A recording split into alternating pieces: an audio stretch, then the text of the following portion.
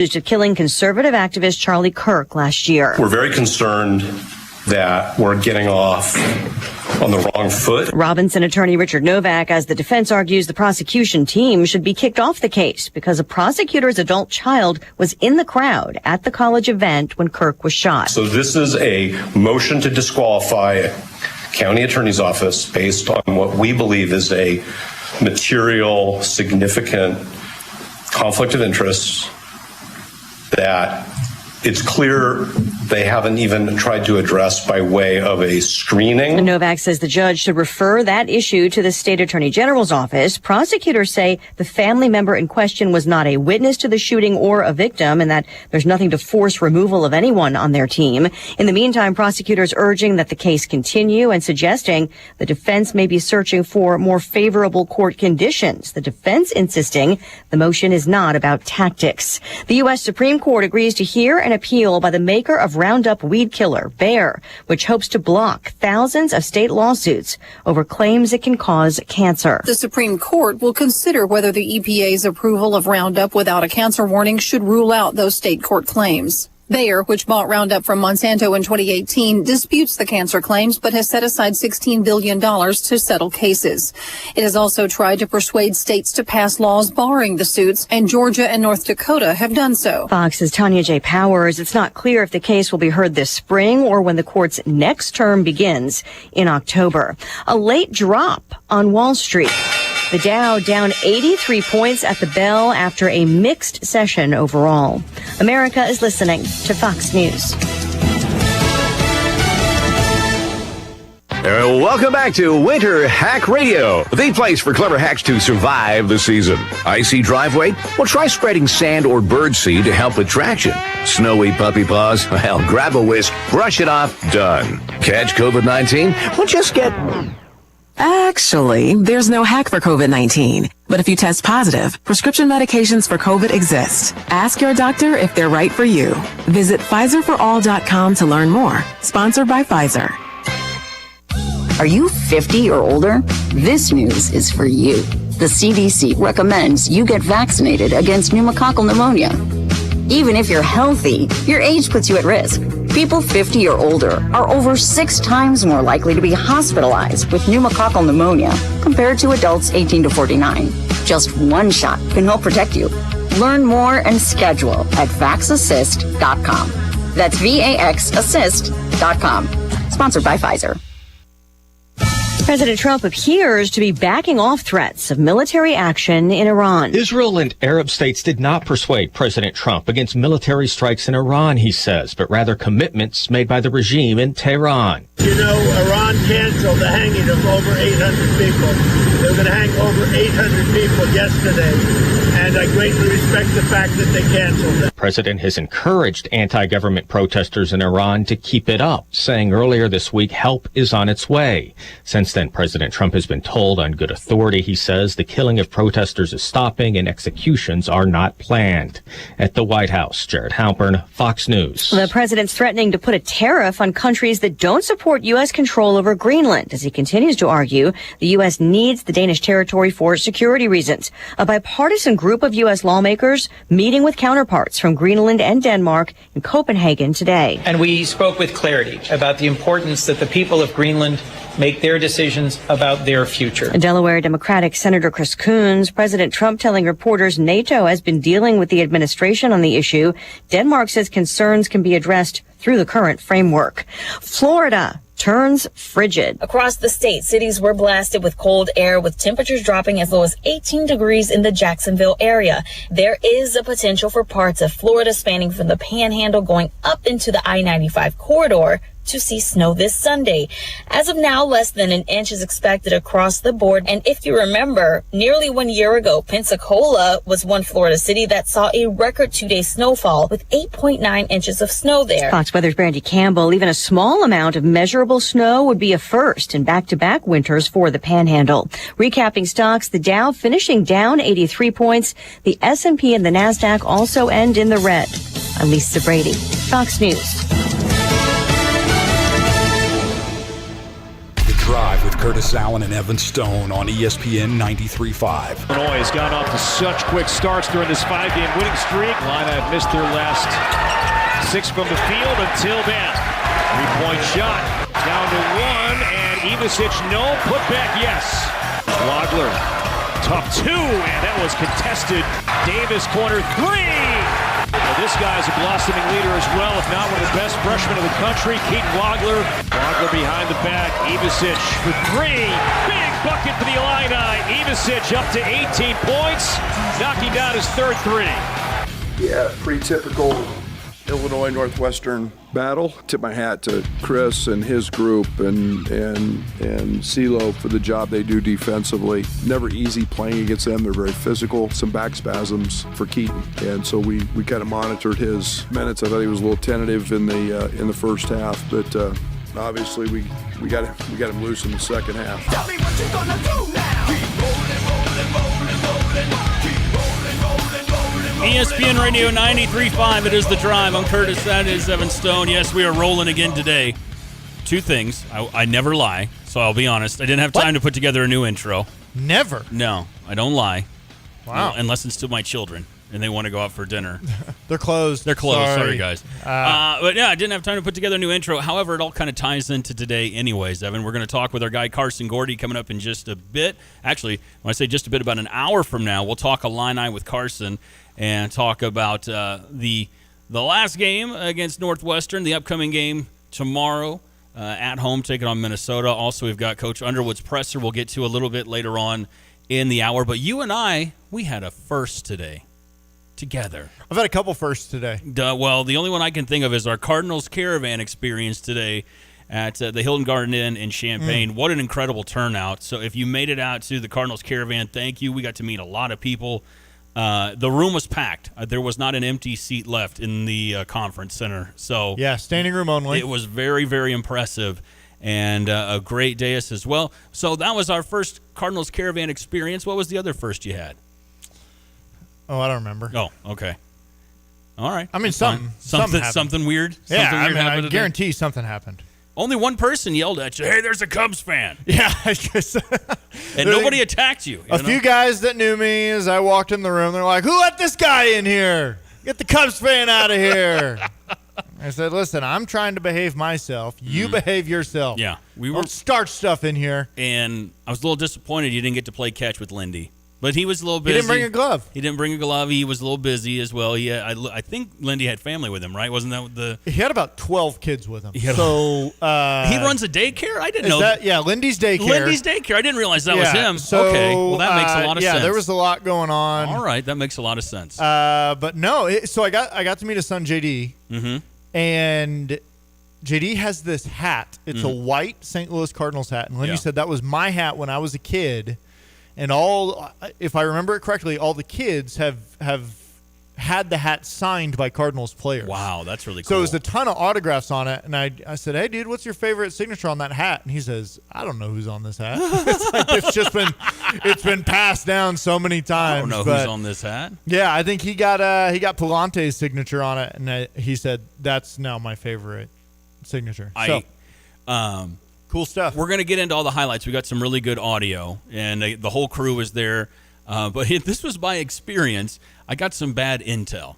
You know? Yeah, you had a way worse time than I did. I got some bad intel. I got there first, and it looked like I got there last. Here's what happened. I got to the hotel at like 11-ish, maybe a little bit before, and I was told, "Hey, you're going to go down to the alumni room." Well, the first thing that happened is you saw someone get thrown out. Actually, that is almost get thrown. Almost get thrown out. A woman was very rowdy and was very, very impatient. The Cardinals Caravan, the guys all made it safe and sound, but we had some not great weather last night and throughout the morning, and so it kind of put them behind a little bit getting to Champaign from St. Louis. If you check the IDOT map this morning, there was a lot of purple on I-70 between here between Effingham and up here, so it was kind of a mess. But they got there a little late. It was no big deal. When I say a little late, I mean 10 minutes. This lady was fired up an hour and a half beforehand. So the first thing that happens, I open the door and she's like, I hear one go, "Hey, I don't want to kick you out of here, but I just bought But I will. And I was like, whoa. And then the lady turned to me and she's like, don't you dare go back there. I was like, whoa, hey, hold on, media. And she goes, oh, you go downstairs. I'm like, okay. So I went down to the alumni room, and it was me and one other gentleman from WAND TV in the basement with no signal. And after a while, I was like, I'm going to go upstairs and see what's going on. And as soon as I got back upstairs, it was bzz, bzz, bzz. It was Diane going, hey, where are you? What are you doing? Hey, come on. Get What's over going here. on? Where are you? Yeah. But so WAND has no story for tonight. Oh, no, I'm not going to. That I didn't get his name. I didn't get the guy's name that was representing WAND. Y'all sat down there together for an hour. He was it wasn't an hour, okay, but okay. it was about a half hour. But it wasn't an hour. But long enough. He had his camera in the bag, and he took off flying. Like I was like, I'm going to follow you. I was like, nope, no, I'm not. He's gone. Like the wind blows. Yeah, he's gone. But yeah, we got there. We got set up. The turnout was incredible today, and nobody got thrown out to my knowledge. Okay, there was only the one warning. You didn't get beat up, and we got some great audio as well from all the players and from Benji Molina. And as someone who has been aware of the Carey family and Chip Carey my entire life, I didn't realize how tall Chip Carey was till today. I was like, dang. He's not short. He's not short, man. He's a couple inches taller than you. Yeah, I mean, and it's I forget that I'm tall sometimes. You're like 6'2", 6'3", right? Yeah. Yeah. Which I should probably, I don't know if that's tall. That's tall. It's above average, it's above probably. Average, yeah. I forget, but then when I stand, when I stand around certain people, it's like, oh yeah, hold on, whoa, yeah. And he's up there. He's up there. Yeah. Yeah. So, but Chip was very, very entertaining today. We gave out, I don't know, 500 rally towels today. Literally, we got to give away a bunch of tickets for upcoming Cardinals games this season, and got to meet a lot of people, and an unexpected intro. I didn't expect Stevie to intro us as well to everyone. You know, kind of gave us a nice little shout out, which was very cool. And yeah, I was out there hanging out with the players, and someone's like, "Hey, get in here!" That was me. You did? Yeah, you came and got me. I was like, Benji, hand me your bat. If he doesn't get in here. Yeah. And Benji Molina carries a baseball bat with him everywhere he goes for some reason. How about that? Well, and he menacingly hits it against his hand the whole time when he's staring at you. Yeah. Cubs fan. Yeah. I think they knew. They knew. I was. It's funny because I was talking with Chip. We were hanging out, and Lindy walked up and said, "Don't let this guy fool you. He's a Cubs fan." Oh, Lindy sold you out? He sold me out. And then Chip said, I rooted for him too when they paid me. Yeah, he sure did. See, he sure did. So yeah, it was a good time. It was a good time, and that's enough of us flapping our gums about it. Let's listen to some of the players that were there today, because there was a great group. And Stevie got some audio for us. We were meeting people, so let's dive into it. Here are some of our highlights from today's Cardinals Caravan at the Hilton Garden Inn in Champaign. Talking to Michael McGreevy's star pitcher, future star pitcher. What you going to spring training? What are you thinking? I'm just going in there like I normally go in there, just building up the right way here in the off season, looking to win a job, and just be ready for opening day. You've had some great outings. You generally go long, 6-7 innings. That's not uncommon for you. Yeah, I mean, I think that's the goal as a starting pitcher. You try to go as long as you can, save the bullpen, and normally if you're going long 6 or 7 innings, that means you're putting the team in a good position to win. So I'm trying to win some ball games. Well, absolutely, but also everybody's talking pitch count. So if a guy fouls 5 balls off, that sucks. Yeah, no kidding. Like, you definitely feel it as a pitcher. I mean, you try not to show it with your emotions, but 5 foul balls in a row, you see your pitch count go up per inning, and you know maybe, hey, I can't go as long today just because I might get to 100 pitches by the 5th, and nobody wants that. If I have 100 pitches in the 6th or 7th, that's very doable, and I might even go out for the 8th. But it gets a little taxing on you, more foul balls you see. When do you get tired? When does Michael McGreevy get tired on the mound?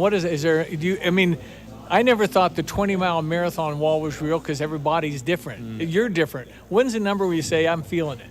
I don't think there's really a number while I'm in the game. I think what stood out to me this year was this was the first year I got over 30 starts. I think I had 32 total in the 25 campaign. And game 32 in Wrigley, I really felt the wear and tear of that long season.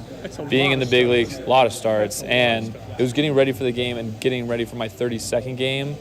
In the game, you black out a little bit, your body's feeling fine, but once they took me out, I was like, dang, like 32 games is a lot of games. golf, which you play quite efficiently, shooting a 74 recently, which is stinking stunning for a baseball player. 74 recently. Sometimes, though, on the practice tee, the ball isn't going very well with your practice balls. In the bullpen, when you're warming up, are you saying, I'm not cutting that right, the ball isn't moving like normal? Then what do you do? Yeah, that's always the thought that goes into, I could say, every pitcher's head. Like, ooh, I might not have my sinker today. I might not have my slider today. But going back to a Sunday Night Baseball, like, mic'd up moment with Adam Wainwright, he was talking about, like, the bullpen, like, you're just trying to warm up. You're just trying to warm up. You know, you might get an idea of, like, hey, what I might need to focus on a little more. But it's just a bullpen. You got 15 to 30 pitches, whatever your routine is to get ready and warmed up.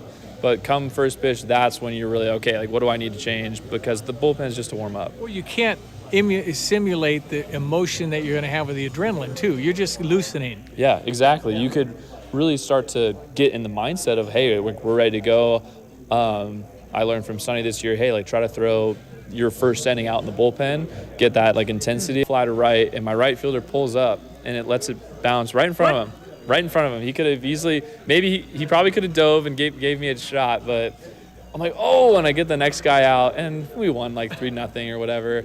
But I go up to him like, hey, Jimmy, you do know I was throwing a no-hitter. I was like, yeah, I just want to keep you honest. Oh, come on, Jimmy. And I'm like, Jimmy, like, that's probably the only time I'll ever do that in my life. Well, you see how much better it'll be to throw your first no-hitter in the big leagues. Yeah, that'd be nice. It'd be a lot better than high school. Good to meet you. Good luck. I hope you have the best season of your life. Thank you very much. Michael McGreevy. Okay, Joel Pozo, thunder in his bat. You have a wife and 2 kids, but there's been a time in your life when you've been homeless in your car. Why did you keep going? So the reason why I keep going is because I want to give my sons a better life. And you know, having, you know, playing baseball, I can get his insurance and, you know, give him better life. So he inspired me to just keep going on life. Okay, how's your wife hanging in with all this stuff, man? There's no guarantees of anything for you, Joel. Mm-hmm. Yeah, I mean, my wife, we've been together for 8 years now, and she's been through the lowest and the highest, and we've been happy lately with everything what's going on. She's a great mom. She's been with my 2 kids, you know, by herself, and she's at home right now with the 2 kids by herself. So, do they get to come with you at all? Well, right now she cannot come for all the immigration stuff going on around, and we just don't want to, you know, risk it and something happens. I know nothing is going to happen to us, but anyways, they are taking everybody. So, well, we're rooting for you, and when you hit the ball, do you know when you get it? When you really hit one, you say that's gone. Yeah, I mean, when I hit it good, I know it's gone, and then I start about flipping the bat. And are you more comfortable as a fastball hitter or a curveball hitter? Well, it depends the pitcher too. Some pitchers that throw more fastballs, some pitchers that throw more curveballs, so it's everything about game plan. But you can hit both. Yeah, I can. What's your best position? I love catcher. Okay. That's my primary, and then I love to come and hit from the bench. Well, you got it all. How difficult is it to pinch hit? Yeah, it was difficult. This is my first year doing it. You know, you don't do that in the minor leagues. So doing it at the beginning was a little bit weird to me, but I find the ways to get ready for when that call was about to start, and when he called me, I was ready. Well, and listen, we're rooting for you, Joel. It's a great story. Hang in there. Can you imagine the moment? Do you think of the moment when you're going to say, I'm here and I'm not going anywhere? Yeah, I mean, I can imagine how happy I'm going to be. You know, I'm always going to compete, but I can't wait for that moment. Well, listen, rooting for you. Thanks for talking. Thank you. Joel Pozo. Guys, they have so much, there's just so much stuff out there now. The hitters, they've got the ability to see all your pitches and all your stuff on like a little video thing before they even go up to bat. So they faced you like for 500 pitches before you've ever seen them in the box. So they've gotten so good. They know the zone so well. They have such good swings. So it's really, you're competing at the highest level in any sport. It's a tough competition, so you're battling every time. There's no easy outs in the big leagues. Best players in the world. Best in the world. Every day. You are one of the best players in the world. They're one of the best players. And you guys get together, and you might not even make a mistake when they hit something. Yeah. Oh, definitely. I mean, I remember our pitch specifically last year, I had bases loaded with like 2 outs, and Pete Alonso's up to bat. And I threw in my opinion, like a really good slider, about 1.5 feet below the zone. And he just went down there and got it. It was 2-strike pitch. And I'm like, I literally couldn't have thrown a better slider to him. And, he hit like 111 for a single or something to the left fielder. It's like, you can't control that. But when you're facing one of the best hitters in the world, all you can do is put your best stuff out there and let the results be what they be. Well, listen, Andre Palante, rooting for you. I know you're going to have one of your best seasons ever coming up, and we're pulling for you. Awesome. Thank you. I appreciate that. All right, Thomas Ajaysi, what positions don't you play? You play all over the place. Can't you play any infield spot?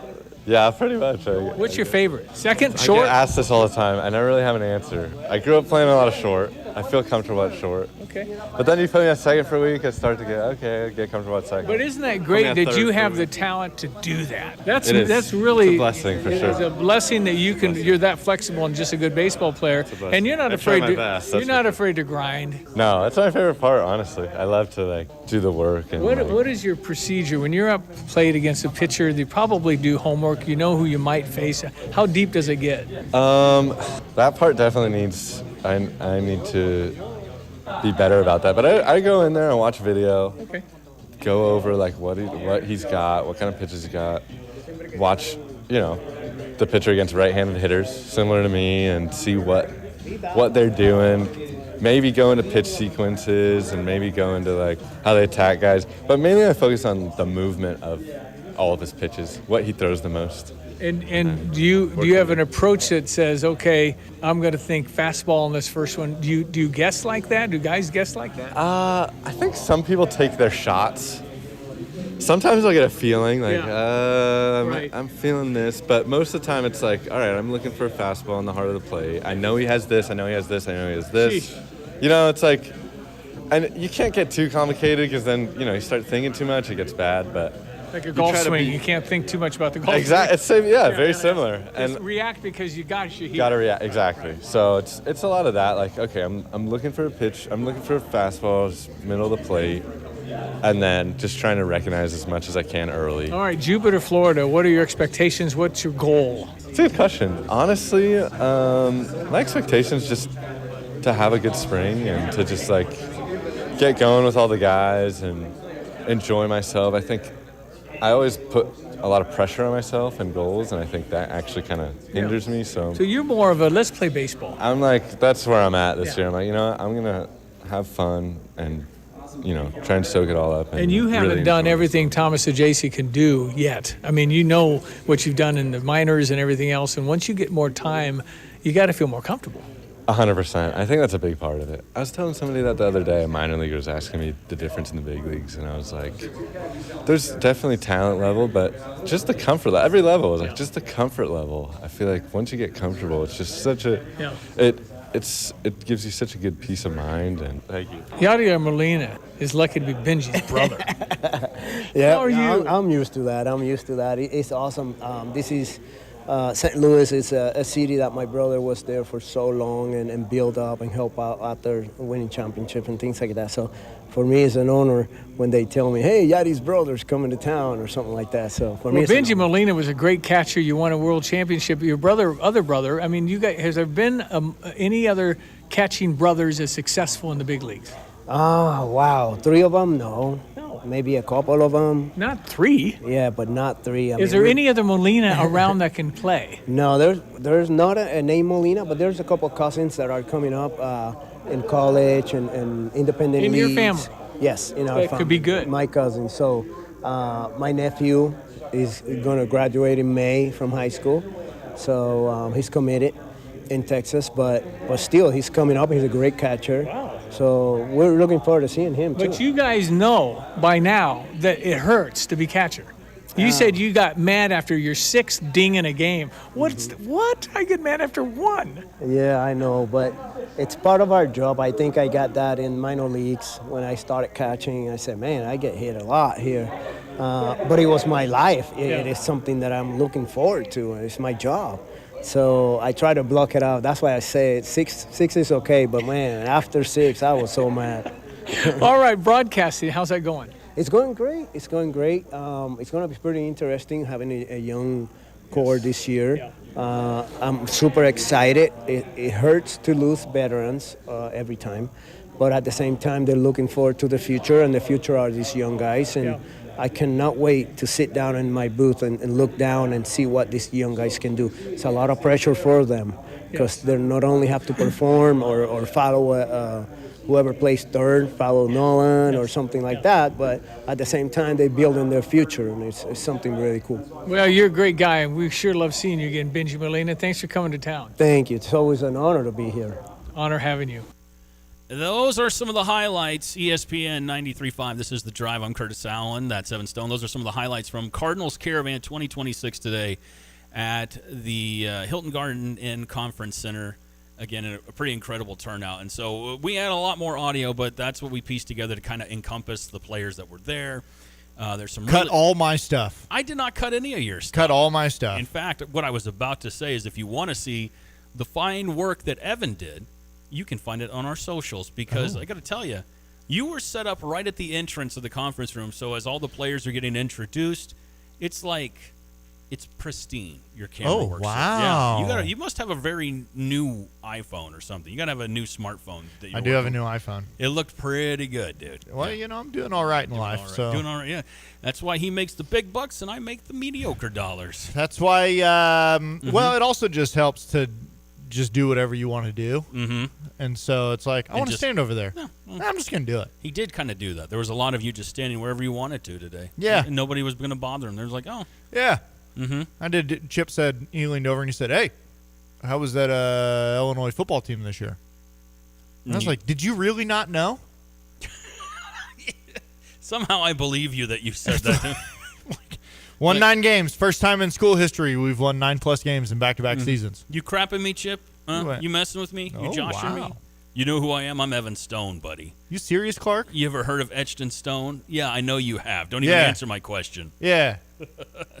If you made it out for Cardinals Caravan and you got some photos or videos for that matter, make sure you tag us in those on the socials at The Drive 935 on Twitter and Instagram, at ESPN 93.5 on Facebook. All right, we're going to take we got to take a break, which I always feel weird saying we got to take a break because we're not taking a break. What we're going to do, though, is get set to talk take a break with Zach Pearson from Bear Wire. He does an incredible job covering the Chicago Bears. He's been a guest with us many, many times in the past, and he's been in the locker room talking to the coaches and players ahead of the divisional round, Bears-Rams, to close out this weekend's playoffs for the NFL on Sunday night. We're going to talk with Zach next and get the latest on the drive. Bulldog Disposal and Muhammad is 3-minute excited stations. to introduce a brand new service, the Doggy Bag. It's a 6 cubic yard dumpster bag that's perfect for all your household cleanouts, small remodels, or repairs. Have pieces of an old roof you need to get rid of? Use the Doggy Bag. Have a garage full of junk? Use the Doggy Bag. Bulldog will drop the bag off and let you keep it as long as you need to. Then, once you've got it filled, they'll come back and pick it up. Find out more online at bulldoggybag.com. BMW, Buick, GMC, Honda, and Subaru. Welcome to Sarah Champagne. We can handle all your car repairs on site, including paintless dent repair, bumpers, windshields, everything in between. We have an amazing selection of new or pre-owned vehicles to choose from. Shop from home and buy online or reserve your vehicle before it hits our website or dealership. Sarah Champagne is home of the Sarah One Price Promise, delivering an honest and transparent buying experience. Hurry in or shop online at sarahchampagne.com. Your next adventure starts right here. Fly Champaign-Urbana and skip the long drive to bigger airports. With American Airlines flights through Dallas and Chicago, you're connected to coastlines, cruises, and global escapes. With connections to over 200 destinations, from here, the world is within reach. Fly Champaign-Urbana, Willard Airport, because the best trips start closer to home. Well, let's talk about the team there at GFT, Gale Frericks Trucking. You mentioned their support of your grilling as the pitmaster, Tim Onstad, and your assistant and office manager there is your wife, Donna. Just such a great team, and again, you're able to support the drivers and give them the time off and the family time they need. Well, our drivers are the key to everything we do, and we had a great celebration with the drivers and for them. Right now, we started getting a few new trucks in. We've got brand new 26 Freightliners that are going to reward some of the long-term drivers that have been with us. They'll get to go out in a new truck. And that's going to open up a couple of spots for new drivers to come in, and somebody that wants to make good money, get home time, work their way up through the company. That's a great opportunity for them. They can get me on email at timo@gftlog.com or call the office at 765-793-7131. The Drive with Curtis Allen and Evan Stone on ESPN 93.5. The Cardiac Bears have put us through a lot this year, Evan Stone. Wouldn't have it any other way. ESPN Radio 93.5, it is The Drive. I'm Curtis Allen. That is Evan. And the Bears at home again this Sunday, and this time closing out the NFL playoff weekend, taking on the Rams. Right now, joining us on the Dick Van Dyke Appliance World phone line, he covers the Bears for Bear Report, a part of 24/7 Sports. He's joined us a few times in the past. Great to have him back on. Zach Pearson, how are you, my man? Hey, I'm doing good. Lots of excitement here in Chicago for this weekend and the big game on Sunday. Zach, I want to start with this. The last, I will say, 5-6 weeks, the Rams offense has looked like the Rams offense, but their defense has looked very, very susceptible, including wild card round, nearly getting beat by the Panthers on the road. Should that be a reason for Bears fans to be optimistic for Sunday? Yeah, a little bit. I think, this Rams defense is pretty vulnerable. I think if the Bears can kind of, limit Byron Young, limit Jared Verse, and give Caleb Williams time back there and get that run game going, I think they, will have a shot at winning this game. And I think Ben Johnson knows that. Getting the run game going is going to be the top priority. They've been pretty lackluster the last 3 games, against 49ers, Lions, and then recently the Packers. So I think that's got to step one for them if they want to win this game. So the national media has made or they're at least trying to make a really big deal between Sean McVay and Ben Johnson, Sean McVay being, Matt LaFleur's best friend and yada, yada, yada. Do you feel any of that in Chicago, or does that kind of feel like a forced storyline to try and create more interest in this game? No, I don't feel any of that. I think the Bears have just totally moved past the whole Packers thing, and I have no idea why it's such a big deal nationally still. It's just kind of silly. And I don't think Sean McVay, he might have said what he said, but I don't think deep down he's like, yeah, I got to do this for Matt LaFleur or anything like that. He's going out there, and he wants to win the football game. Now, if the Rams win, we might get a little post-game quote from him, but I really wouldn't anticipate much. I think it's just kind of a story out there right now. So, obviously, the huge thing with this Bears team is essentially trying to figure out how to be more consistent, whether it's starting fast or just being consistent throughout the game and not having to rely on, the last 7 minutes of the fourth quarter to do something crazy. How did they do that this weekend against a Rams team? Like Curtis said, their defense is pretty susceptible, but you also got to be consistent on the defensive end to keep them out of the end zone.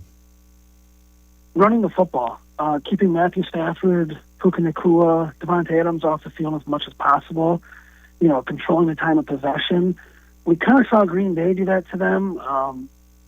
What was it, in that second matchup? Mm-hmm. And I think if the Bears can run the football, get some long drives, finish them with touchdowns instead of field goals, it keeps Matthew Stafford in the Rams' offense with limited opportunities. If they can get a takeaway, on defense, that also would help. But, yeah, I think first and foremost it's going to be you got to run the football, you got to get Swift going, you got to get my young guy going, and you got to take advantage of the opportunities. Now, this could be a high-scoring game, maybe something we saw similar to San Francisco. So getting out early and scoring those touchdowns on the first couple drives and making a statement would also help. ESPN Radio 93.5, it is The Drive. I'm Curtis. That's Evan. Zach Pearson from Bear Wire, a part of 24/7 Sports on the Dick Van Dyke Appliance World phone line with us.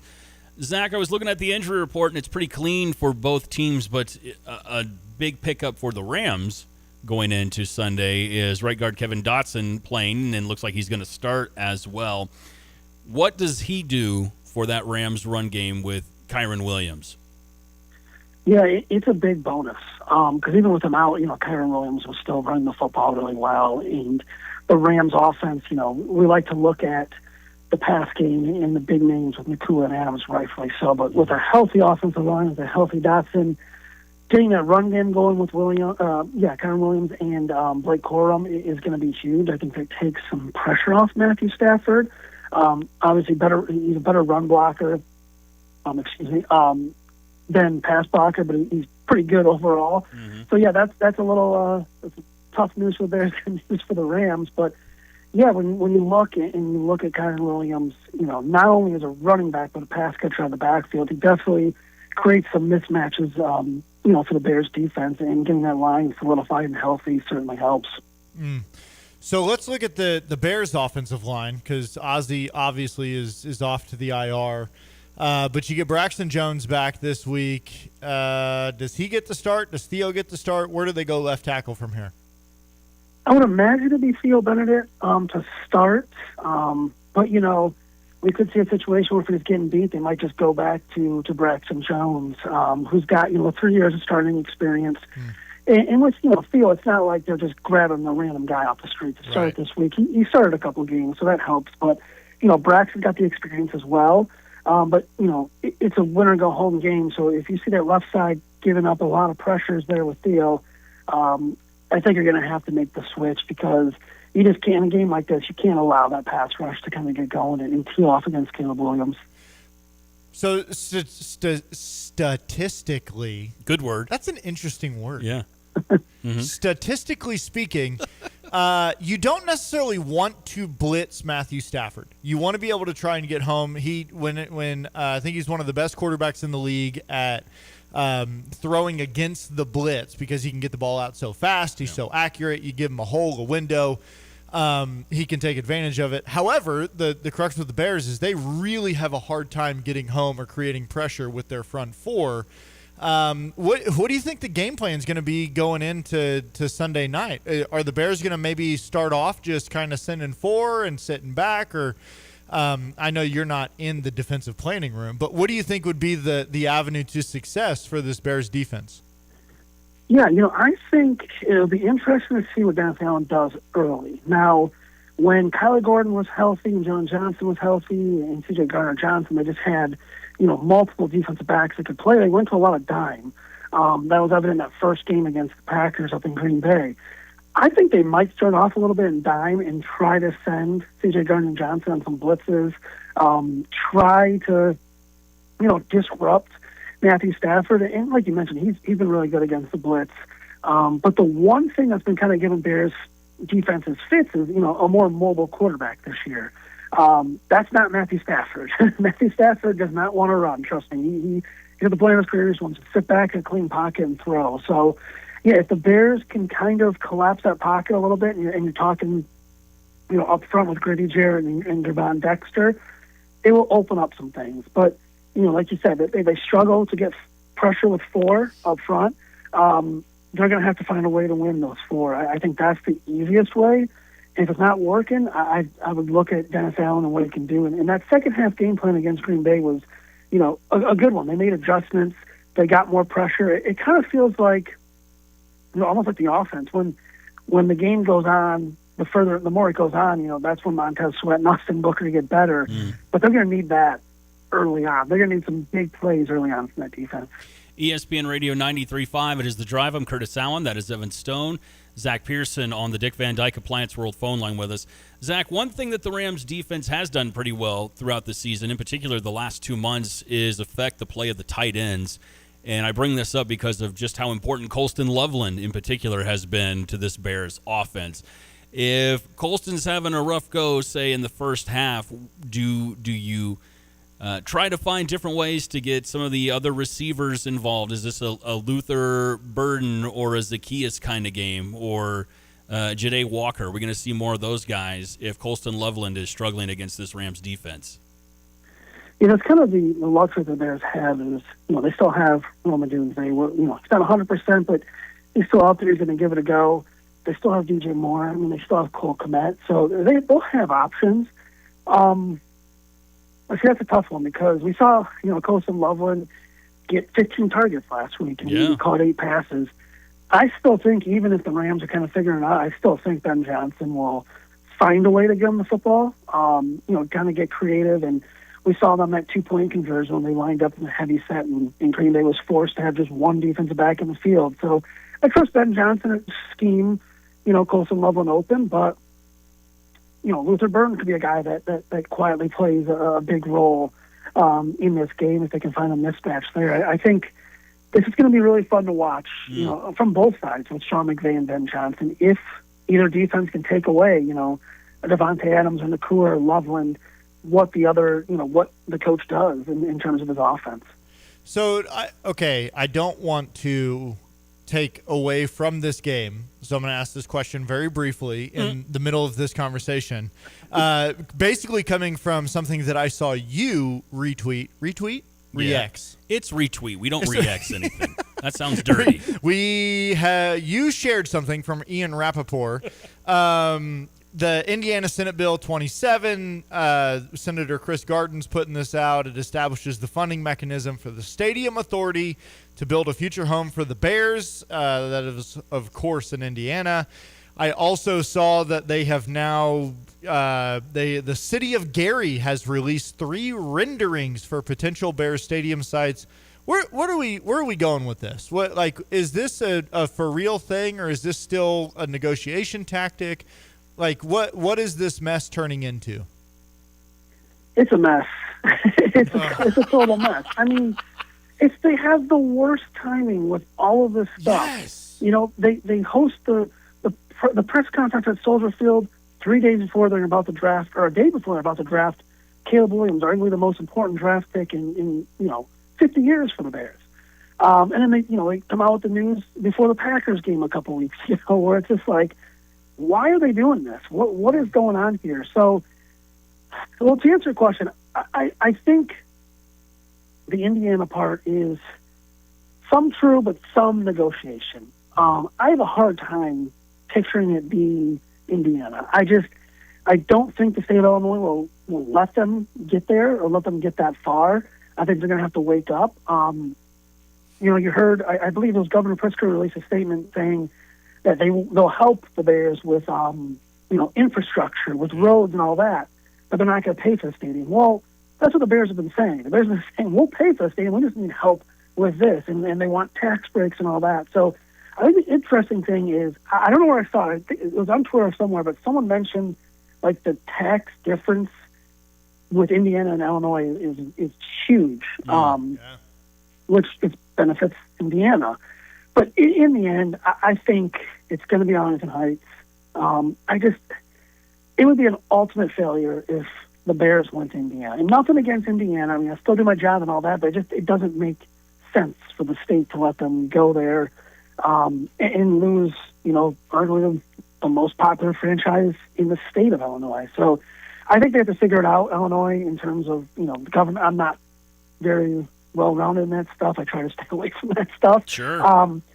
But yeah, it just feels like this is always, the timing of everything is just, I don't understand it at all, to be honest. Well, to that point, Zach, do you think that stuff affects the guys in the locker room? Do you think, it would be hard to ignore that news, but at the same time, how do you think it really would affect the guys in the locker room or Ben Johnson and his staff? Do you think that's really creeping in at all as a distraction, or you think that's just, noise for us to be like, what are you doing?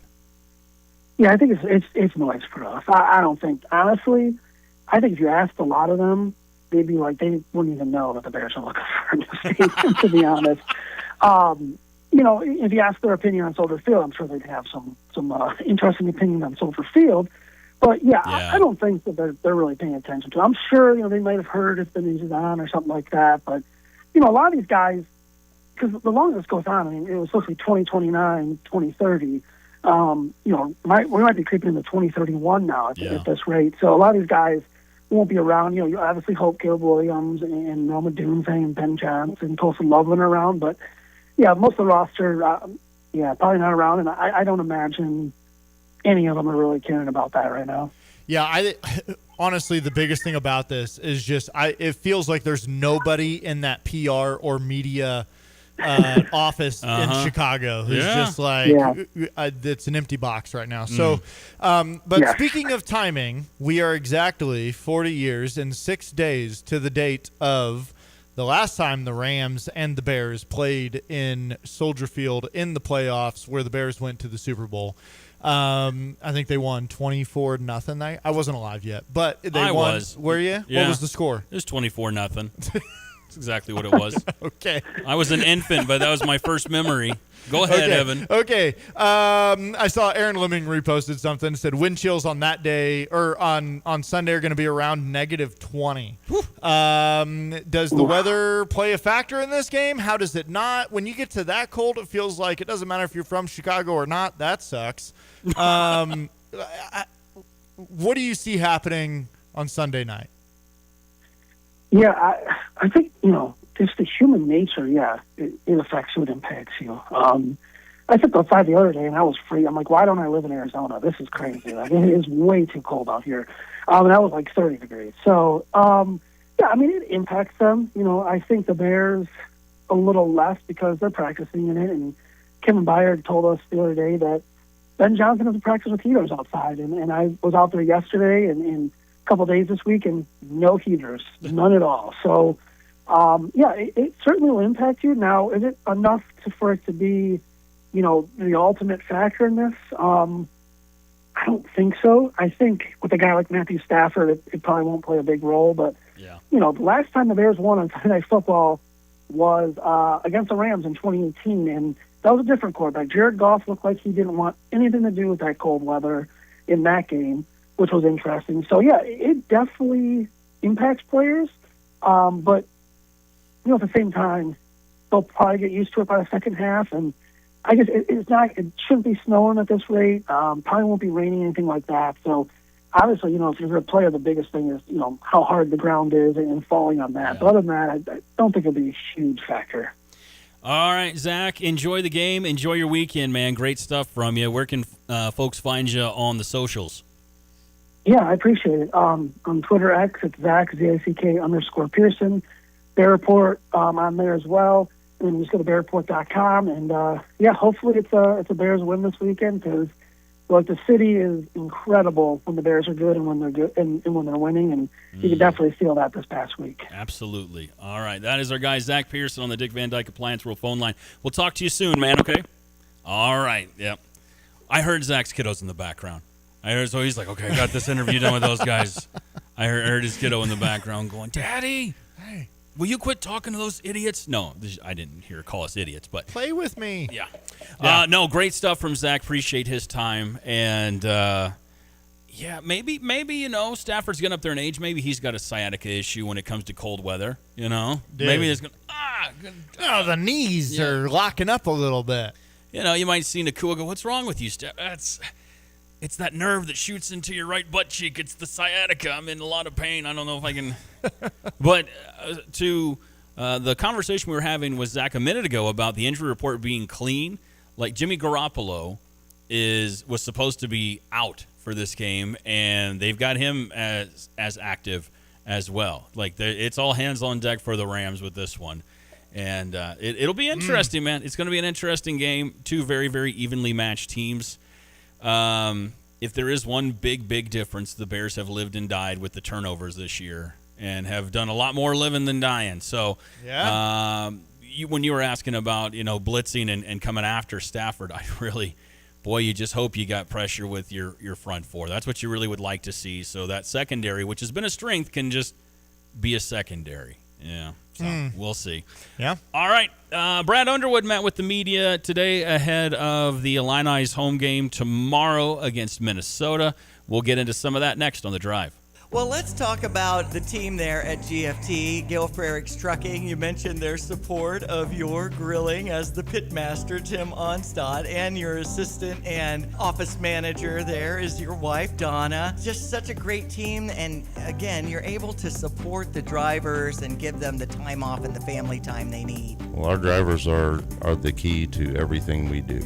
and we had a great celebration with the drivers and for them. Right now, we started getting a few new trucks in. We've got brand new 26 Freightliners that are going to reward some of the long-term drivers that have been with us. They'll get to go out in a new truck. And that's going to open up a couple of spots for new drivers to come in, and somebody that wants to make good money, get home time, work their way up through the company. That's a great opportunity for them. They can get me on email at timo@gftlog.com or call the office at 765-793-7131. At Carpet Weavers Flooring and Furniture Gallery, we're flooring people with amazing service, great design advice, and unbeatable selection and the best prices in town. It's the perfect time to update your home with waterproof flooring, carpet, hardwood, tile, and more. Then complete your rooms by shopping our incredible selection of furniture and accessories. We also offer great financing options. Carpet Weavers Flooring and Furniture Gallery, we're flooring people. Jesse with Lands Drain Cleaning. Do you have your sewer line cleaned every year? Are you constantly getting roots or blockages? Why deal with that headache year after year? Call Lands Drain Cleaning today at 217-355-5512 to have our expert staff come out, clean your line. We give you a free camera inspection, show you what's wrong, where it's at, and then we can offer you a repair for that problem so you don't have to deal with it again. Lands Drain Cleaning. Why call anyone else? Wouldn't it be nice to visit a car dealership where you didn't feel like you were at an auction? Or didn't feel like you were being taken to the cleaners? I'm going to make him an offer he can't refuse. Welcome to Sarah Champagne. At Sarah, they offer a one-price promise. Every vehicle at a fair price, no negotiation, only the best price. Sarah Champagne, Honda, BMW, GMC, Buick, and Subaru. SERRA Champagne.com.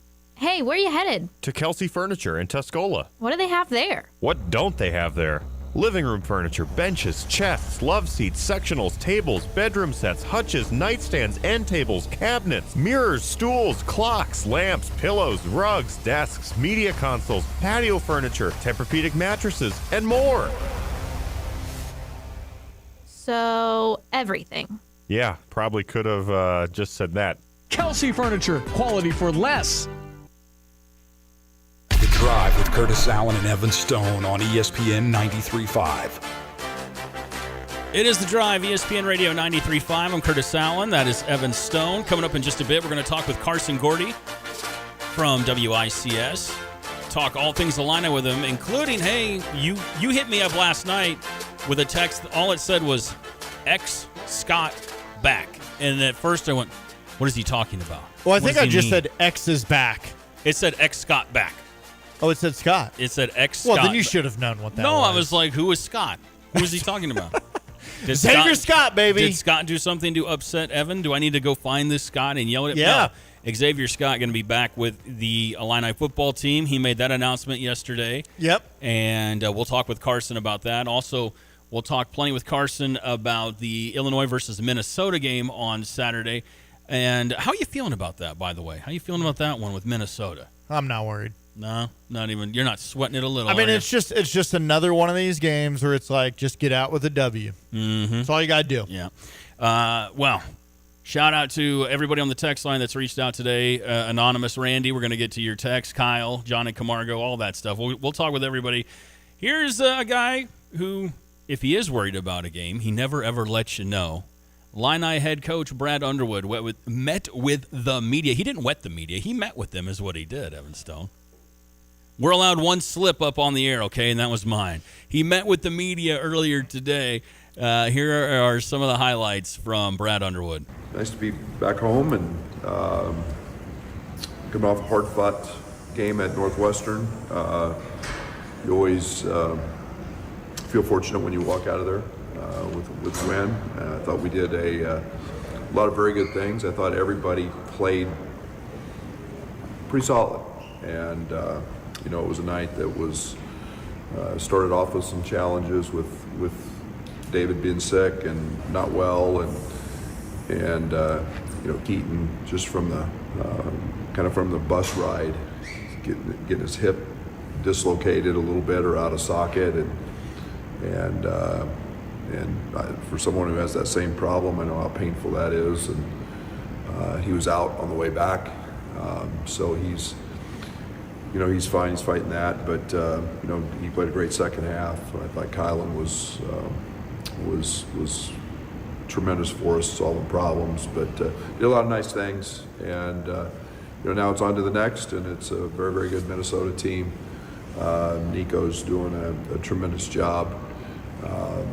They got one of the better leading scorers in the league, and the Tyson kid. A guy that's old. I think they're one of the top 35 oldest teams in the country. So they've done a nice job of blending experience and finding that through the portal and some guys back. But a team that's very, very good offensively. They get to the foul line at a high rate. They're a team that thrives on cutting, finding layups, and not real big, but they've got an undersized 5-man who's a kind of a stretch 4 that is a really good player, and they do a nice job. So we'll have to be on our P's and Q's and at our best to hopefully find a way to get it done tomorrow. Is David feeling better? And I guess with Keaton, is that anything you expect to linger, or is it something that concerns you or not? We got to get him right on our travel, in terms of can't sit sideways on buses and handle that. I don't expect it to be an issue. So Merck will be in practice today, and was just drained and didn't have much energy. But the flu stuff, the throwing up and diarrhea has subsided, so that's a good thing. And of course, our people do such a great job of keeping them hydrated and keeping their weight up. So we're expecting him to be in practice today. Kylan has kind of become the ultimate glue guy, and just talk about how important all those different things that he does, how important that is to your team. Yeah, it's invaluable. There's no price tag you can put on it. There's no, he just solves problems, and his ability to guard multiple guys is special. There's not a lot of those guys and out there, and have that physical strength and quickness and determination, and he's comforting for a coach. As the flu, is anyone else dealing with the same thing David dealt with? Or? Not yet. How dare you ask that question? There's some wood right there. That gets you cut off.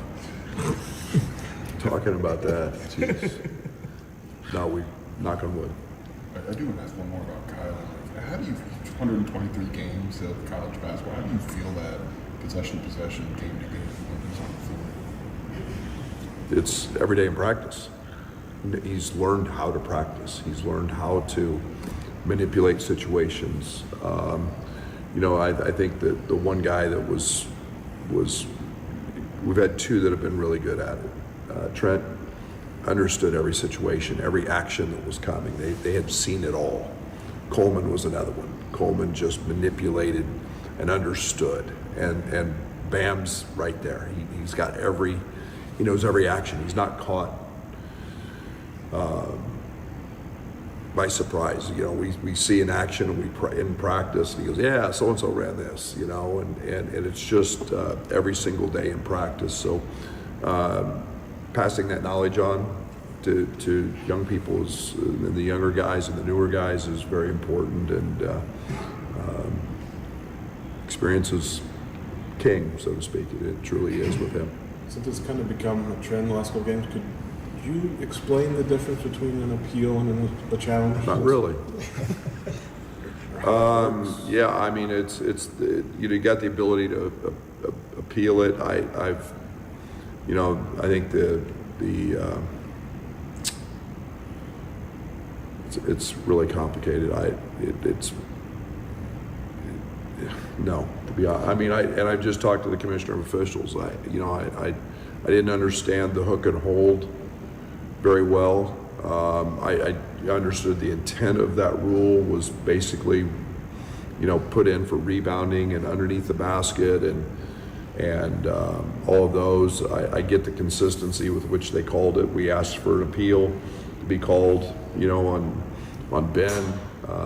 To me, I thought there had to be a pull down part of that component. I was wrong in the hook and hold, so I appealed it. And I'm still charged a timeout if it goes the other way. But no, to me, it's about as clear as mud. And I'll use appeals when necessary. But and that is Fighting Illini head coach Brad Underwood meeting with the media today ahead of tomorrow's game with Minnesota. You can check out the full presser on our website. Just go to steviej.com. It's time for news on The Drive.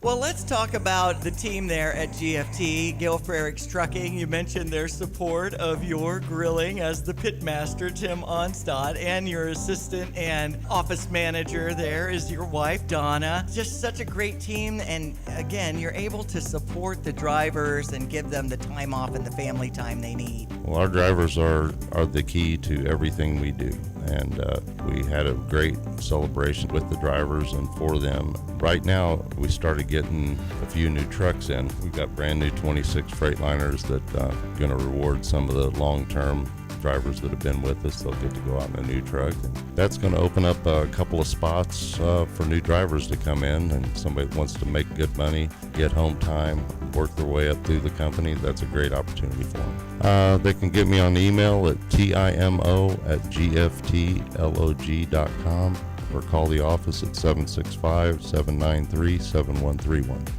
Jesse with Lands Drain Cleaning and Underground Solutions. Hey, do you have sewer blockages, problems? Are your toilets gurgling? Why deal with the headache? Call Lands Drain Cleaning and Underground Solutions today. We can come out and clean your line, camera it, show you what the problem is, and then we have an expert underground team that can make those repairs. 217-355-5512. We are here for you when you need us. Lands Drain Cleaning and Underground Solutions. Why call anyone else?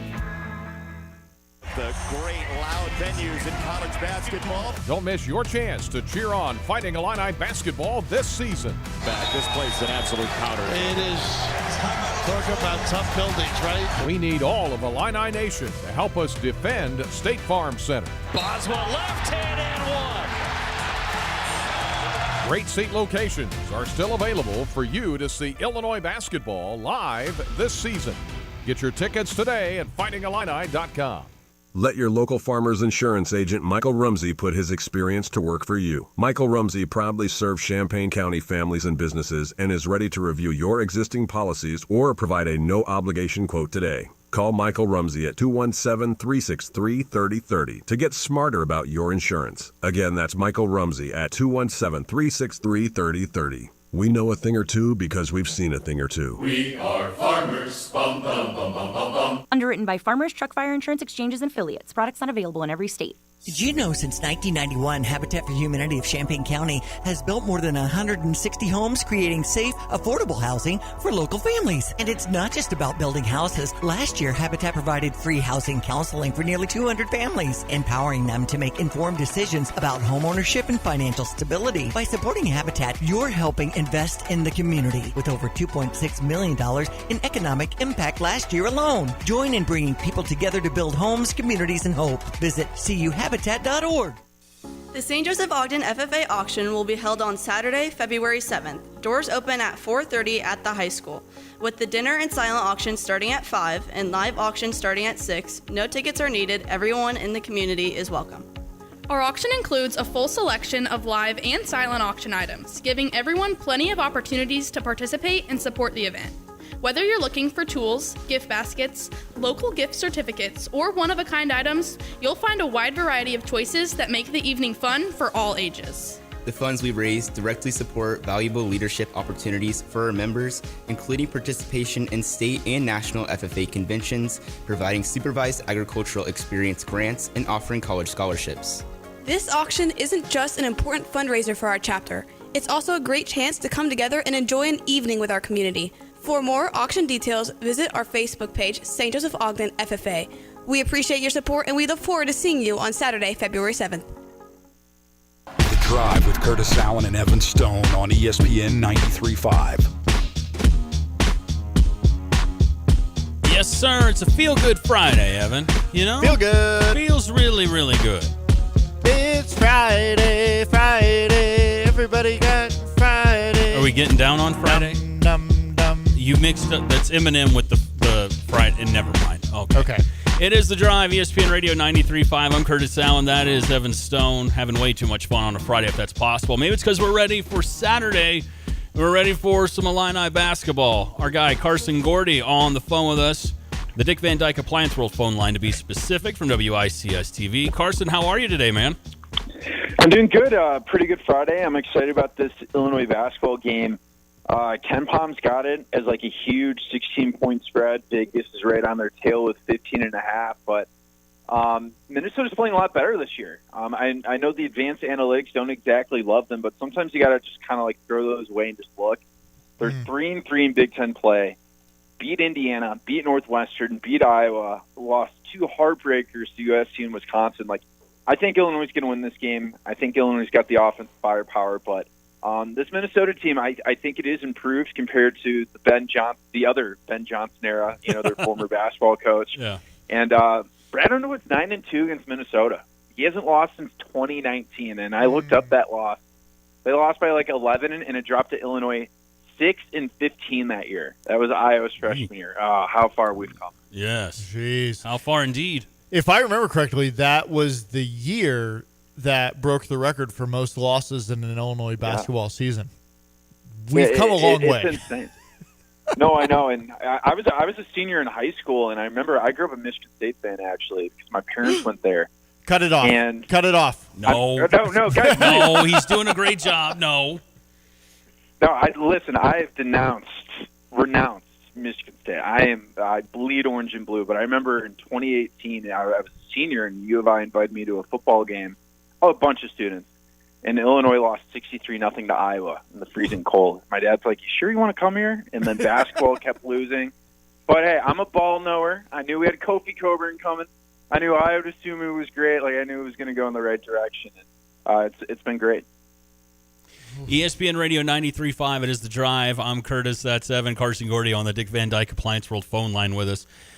Carson, this is an Illini team that we know can score points. We knew that going into the year. But in your estimation, how much has this team improved defensively over the last month and change? It's so impressive. And every time we see Zvonimir Ivicic or any of the players, we keep asking about that Nebraska game because it's just so crazy how big of a turnaround that was. And, a lot of times it didn't even seem like a physical issue all the time. Sometimes just seem mental. You know what I mean? Like, I think Kylan Boswell and Keaton Wagler are fantastic players, but that Nebraska game, they were just missing switches. Nebraska just had so many wide-open shots. It seemed like David Mirkovic was kind of struggling in space, so they had a really hard week of practice. We've heard it from multiple players that Brad Underwood was rowdy and, trying to fix that defense, and it's paid off. I mean, they were 44th in defensive efficiency. That's not good. I mean, the Will Riley team last year was 40th, and we didn't like it. And now it's a top 20 defense. They're running a little bit more zone here and there. Seems like they're guarding better and they're not giving up as many open shots. Like, I know Northwestern's Reed had a pretty good game and Martinelli had 20, but just overall in general, since that Nebraska loss, they have the fifth best defense in college basketball. It's much improved. Yeah, so flu bug going through at least David. Have you heard anything else? Anybody else sick? I know Underwood presser today, but how's the rest of the team faring going into tomorrow? We're told nobody. We're told nobody's sick, right? But we all remember last year that thing spread around, and that was the worst month of Illinois basketball. Like, people forget. Like, everyone, this team's great. They're older. They are better than last year. But I think we need to remember, like, after that Oregon game, when Illinois won 109-77, or when they bounced back and they beat Indiana and Luke Goody by 20 points at Indiana's Assembly Hall, this was the number one rated team in Ken Palm. they were a projected 2 or 3 seed. Brad Underwood said, I can get this team to San Antonio. They got the highest ceiling. They had 2 NBA first-round draft picks. But the flu destroyed them. Trey Gibbs-Longhorn would be gone, or Trey White would be gone. Like, there were several players on that team that were missing time. So that's the thing that you got to knock on wood on, because no matter how good this Illinois team is, if Keaton Wagler, Kylan Boswell, Thomas Ivicic have to miss time because of the flu, that's how you get dropped from a 2 seed to a 6 seed and really hurt your chances of making a Sweet 16. So I'm just crossing my fingers that it was a one-off with David Mirkovich, and I'll take Brad Underwood for his word that it hasn't spread around. Well, hopefully everyone got their flu shot this year after last year. Yeah. So, okay, so tomorrow Minnesota comes to town. I've been very vocal that throughout this entire stretch, even some of the conversations we've had, you're just stacking wins right now. Like I don't even care if you cover. I don't care what happens. You're just walking out with a W, trying to get to that Purdue game without any other slip-ups. Is there? Well, I don't want to say is there any chance, but what is the biggest threat that Minnesota poses tomorrow? They're a good. I think they are an improved team, and they're really going to slow it down. They don't want to give Illinois a ton of possessions. I think they run out of 365 teams. I think I read 356 in tempo. So they're going to try to eat clock. They pass it around really well. They have a really high assist rate. They're going to want to get Tyson to the free throw line. So, if Tyson goes off for 30 points and, Illinois goes, 6 of 32 from the three-point line and they just don't have enough possessions, I think that's the way that Minnesota is going to want to win this, because, their offense, according to Ken Pom, is, one of the worst in the Big Ten. So I don't think they can win a 95-90 kind of game. They kind of want to get it ugly, like that USC game where it was 70-69, or when they beat Iowa. 70-67. So low possessions, hope for a cold Illinois shooting day, and they want to win a game in the 70s. And they held Indiana to 64 points. And I know Indiana's starting to drop a lot of games, but they're one of the most improved offenses in the Big Ten. They got a bunch of three-point shooters. So this Minnesota defense is actually pretty respectable, and they try to limit the amount of possessions for Illinois. ESPN Radio 93.5, it is The Drive. I'm Curtis. That's Evan. Carson Gordy on the Dick Van Dyke Appliance World phone line. Carson from Fox, Illinois, and WICS TV. You mentioned the name Tyson a moment ago. You mean Cade Tyson, who is the Gophers' leading scorer. He's averaging 21 points a game. And he's been moved around a lot in this Gopher offense. Who do you think draws him as a defensive matchup tomorrow? Is he going to see a lot of Boswell, a lot of Merck? What are you expecting out of that, Carson? Any ideas? Yeah, I don't know exactly. If he tries to go down, it's going to be important for you're going to want to see Zavamir have to cover him. I think David Mirkovich is probably going to have to guard him in space a little bit. I don't know if Kylan Boswell will. We know Boswell throughout the years has guarded a 7-foot Danny Wolf. He's guarded a Cooper Flagg, so maybe you probably see him at the top of the key. So, we could probably see multiple guys. But, yeah, I would expect David Mirkovich to maybe have to cover him a little bit as well. Okay, so I love when you get ready for a big question. You always do that. You always do that. I'm always trying to mentally process, are we done here? It's because I have another thought. I want to talk about Xavier Scott coming back. Yeah, I want to talk about Ethan Michalski coming back. I want to talk about what this football team has done in the last week or so through the transfer portal to fill some needs. How big of a decision was this the last couple of days? When I look at these transfer portal rankings, Illinois is very low. They're ranked 15th out of 18th in the Big Ten. But it's kind of misleading because 24/7 Sports kind of goes based off of quantity. If you have 30 guys, you're going to have a higher class than 5. I think it's most important to look at star ratings, to look at fit, and let's just be real. If Xavier Scott went on the open market, don't you think some big schools would try to get him? If Matthew Bailey went on the market, they would probably try to pick him off. I know Gabe Ackus for years probably always got calls from SEC teams, them trying to tamper. So I think Xavier Scott's good. This defensive back room was probably the strongest level of the defense anyway, because you brought back a Gene Clark. Levon Williams, we hear he was a pretty good player at East Texas A&M. He's probably a guy that's been under-recruited. Matthew Bailey was obviously a big piece. But Xavier Scott, man, I mean, 4 interceptions a couple years ago, single-handedly probably won that Kansas game with a pick 6. Really good run stopper. If you would have left this year, I was seeing 4th to 5th round pick. Pro Football Focus was thinking he'd be around a top 120 pick, so that's around 4th or 5th round.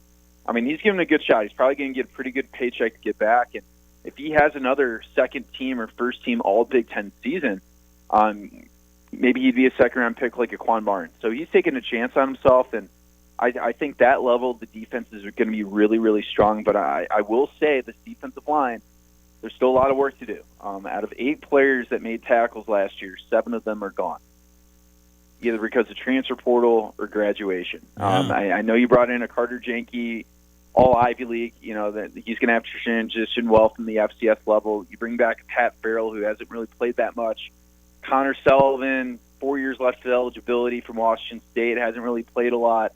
I was reading that Illinois is bringing in a pair of twins, Armin and Javon Parker from Washington. Those are guys that are really talented when they're healthy. The problem is they're really never healthy. They play around 4 games a year, but the talent's there because schools that are looking at them, from what I read, was Auburn, Wisconsin, Arkansas, and Illinois just hosted them on a visit. They're a pair of twins from the Michigan area. And then there's another prospect, Joshua Pierce from North Texas University. That's another guy from the Michigan area that's in the transfer portal, but he just visited Oklahoma State as well. So, yeah, this defensive line, you just need bodies. It's not like a quarterback where you just need one guy. Like, you need to kind of have those rotations. So that is going to be the biggest thing that Illinois needs to work on. But look at the rest of it. I mean, I think the defensive backroom is one of the strongest Brett Bielema's probably had because of retention.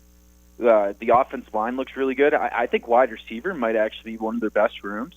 I think that Alex Perry guy from Florida International, that is an incredible pickup. This guy was 6'5", 800 yards, all conference. And a lot of people say, like, oh, well, it's just group of 5, and, God, I wish we could have kept Justin Bowick. Well, Justin Bowick was at Ball State 2 years ago, and he was fantastic this year in the red zone. So I think Alex Perry's kind of a plug-and-play guy. So Illinois, really good job with the offense. I think they hit a home run. I think they could score 28 to 30 points. But, defensive line, they probably still got a little bit of work to do, and maybe even linebacker a little bit. Well, that was going to be my big question for you, Carson, was what would you like to see him do next in the portal or recruitment-wise? And, well, you're a mind reader, clearly. But you also had Evan over here going, I told you when you were talking about the wide receiver room. So I'll let Evan go ahead. Well, no, I'm just as soon as Perry announced that he was transferring here, that was my big. I was like, this dude is incredible. You were on that before just about anybody else. I mean, I love that pickup, and we even had some texters on our Max Twin City recycling text line like, "Don't you know we're only playing offense next year?" And it felt like that for a minute, and now I think you see some things behind the scenes that were working. But you're right, the defensive line. That's the big hole right now. Mm-hmm. It is. You don't see anyone right now that you're like, oh, they're going to go get the quarterback, and that's what they're still looking for. So I'm interested to see what they do there. It is, and sometimes you got to give them the benefit of the doubt too. Because if you would have asked me before the year, because I was concerned about defensive line 2 years ago, heading into 24, when they had to get Briggs and Terod Edwards, and then last year, good names, but Kurt Neal didn't live up to the hype, or James Thompson. I would have never guessed that Texas A&M was going to, get Angelo McCollum and do everything to get him, or Michigan State was going to try to get Eli Conan. You know what I mean? Like, I guess kind of give them the benefit of the doubt that they're able to kind of find these gems, and other schools are trying to take them. So, just right now they need the bodies though, because just right now it's Carter Jenke, Connor Sullivan, Pat Farrell. I mean, that's 3 out of 8. You know what I mean? So they just got to add some quantity for sure. Carson, and the kicking position's interesting too. Yeah, geez. Well, and so we didn't even really talk about this super much, but Ethan Molcheski is coming back, and I believe he holds the record for the longest made field goal in Illinois football history. And so you now fill that David Alano role with a guy who's been here, who's got a huge leg. Just wanting to work on accuracy. So yeah, they're chipping away at filling those holes and getting back at a big season for next year. Carson, question for you: are you going to be at Huff Hall tonight for this gymnastics meet, the Illini versus Penn State? Unfortunately, I'm actually in Chicago right now. I'm home for the birthday, seeing family and a couple friends. So I am calling you guys from 3 hours away. It's your birthday today? In a few days. This is the best time to celebrate, though. Oh, happy birthday, man. No, in a few days. Oh, happy birthday in a few days. Yeah. Happy birthday. I'll be a quarter of a century. I'm old as dirt. You don't know how good you got it, buddy. Good grief. He's young and handsome, and he's taken the TV world by storm. Wait, did I see you at the Caravan today? No, I wasn't there. I couldn't make it. We tried to send somebody, but it just didn't work out. I got the info. I went last year. It was awesome. Like I saw those Cardinal players and stuff, and I forget the guy's name, but he's the broadcaster, and he was on one of the 1986 teams when they got screwed by the Kansas City Royals. Yeah. Great event. It was just timing just didn't work out, unfortunately. You're talking about Timmy.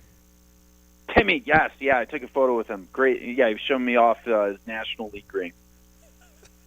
I just made that name up. I don't know what. You're awful. That sounds right. I think you're actually right, though. No way. He probably okay, is. that would be awesome. Oh no, Diane just texted in and said Ricky Horton. Timmy, Ricky, those are very similar. There's an E to it, a Y, but it's the E sound. Cars, where do they find you on the socials, man? You can find me, honestly, guys, Facebook has been, booming. If you guys want good stuff, go on Facebook. Yes. Type in my name. I Carson do have Gordy. a question. Sorry. Yeah, what's Carson up? Gordy, Gourdie. Carson Yeah. Gordy. I talked right over your name thing. That's my bad. I do have a question, though. Sometimes your photos on Facebook, you do some guys dirty, right? Oh, God. Well, okay, fair point. I don't want to get burned. Sometimes I'm like, boy, that picture is mid-bite that guy's taken. Yeah, and, I kind of got ripped because I'm such a paranoid guy with, copyright and stuff. I'm like, I don't want to steal a guy's photo. So I'm like, where's a Ben Hummerkaus photo? And it looks like a pixel from 1980. I gotta just ask you if hey guys, can I just have a few photos and give you credit? You know, sometimes it's good to get called out a little bit. You're right. That's hilarious. I've literally had people. What the heck, Carson? What is this photo? I've lost followers because of that. Oh, no way. Dude, Carson literally is killing it better than anyone else on Facebook right now. He is the goods there. So I don't even think it's been a bunch. I saw one photo and I was like, oof, if that was me. If that was me. Yeah. I'll do a story on you guys next. Let's go. Oh, no. Come on now. Radio. Yeah. Oh, no. Hey, who you got? Bears, Rams this weekend. I'm going Bears. Let's go. I'm going Bears. You can never count them out.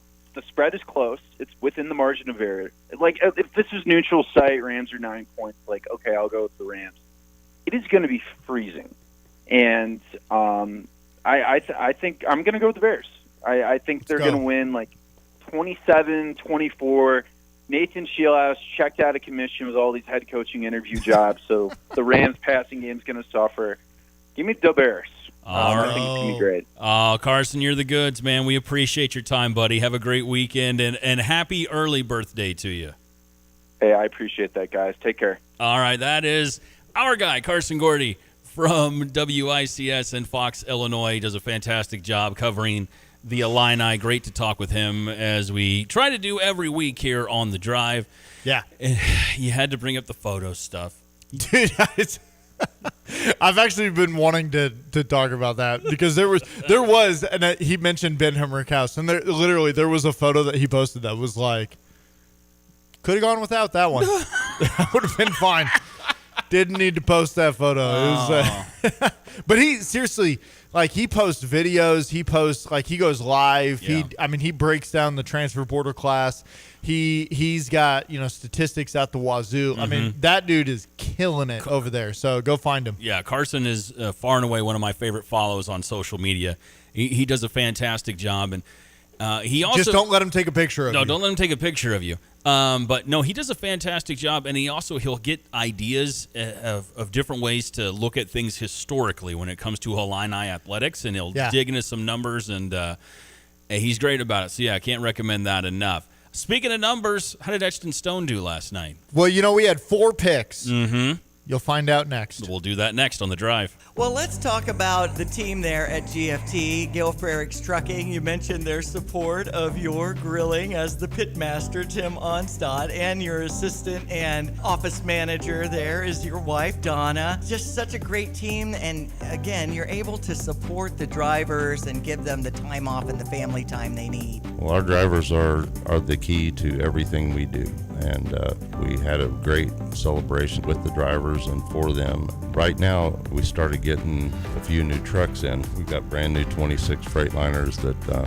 going to reward some of the long-term drivers that have been with us. They'll get to go out in a new truck. And that's going to open up a couple of spots for new drivers to come in, and somebody that wants to make good money, get home time, work their way up through the company. That's a great opportunity for them. They can get me on email at timo@gftlog.com or call the office at 765-793-7131. Let your local farmer's insurance agent Michael Rumsey put his experience to work for you. Michael Rumsey proudly serves Champaign County families and businesses and is ready to review your existing policies or provide a no-obligation quote today. Call Michael Rumsey at 217-363-3030 to get smarter about your insurance. Again, that's Michael Rumsey at 217-363-3030. We know a thing or two because we've seen a thing or two. We are farmers. Bum, bum, bum, bum, bum, bum. Underwritten by Farmers Truck Fire Insurance Exchanges and Affiliates. Products not available in every state. Rescue workers face death every day, and far too often their families lose them while they're helping you on the road. When you see emergency lights flashing, you must slow down and move over to the far lane. That includes red, blue, and orange lights. If you hit someone on the road, you'll be charged with a felony. That means jail time. Help us keep our families safe when we're out helping yours. When the lights are flashing, use caution passing. Let's all go home safe tonight. Brought to you by Tapman's Towing. New year, new you. But what about that mountain of junk? Start fresh with 2 men and a junk truck. We'll swoop in like clutter superheroes, furniture, boxes, appliances, you name it, gone. No stress, no heavy lifting, just more room to breathe. Garage disaster, back bedroom chaos. We've seen it all, and we'll haul it all. So kick off the year with space that feels brand new. Book today at 2menindajuncktruck.com. 2 Men and a Junk Truck. Junk removal made simple and way less awkward than asking your brother-in-law for help. Within the cities we call home, Busey Bank is more than a name. It's a commitment to your dreams. With Busey, trusted guidance is tailored to empower you every step of the way. Whether it's seamlessly managing your finances or planning for your future, Busey is dedicated to your financial success. Busey Bank, building business, growing wealth since 1868. Member FDIC. ESPN Radio 93.5, it is The Drive. I'm Curtis Allen, that is Evan Stone, and The Drive is brought to you by Busey, who wants you to be aware as you file your tax return this year. Busey wants you to be aware of identity thieves that could be scheming to steal your refund. It's become one of the biggest types of theft over the last 6 years, tax identity theft, and letting you know the ways to protect yourself from having your tax identity theft or tax identity stolen by a thief. File early. Criminals have less time to use your information for a fake return. Secure your Wi-Fi connection. Shred sensitive documents as soon as you're done using them. Lock away your secure documents when you're not done using them. Also, secure your tax return. Mail it via post office or official mailbox instead of your home, and monitor your mail. Your employer mails you your W-2 and other documents, right? Well, make sure they get to you. And also avoid scammers' schemes. The IRS is never going to contact you by email, text, or social media. If they need you, they will contact you by mail. Remember, the best way to protect yourself from fraud is to be proactive.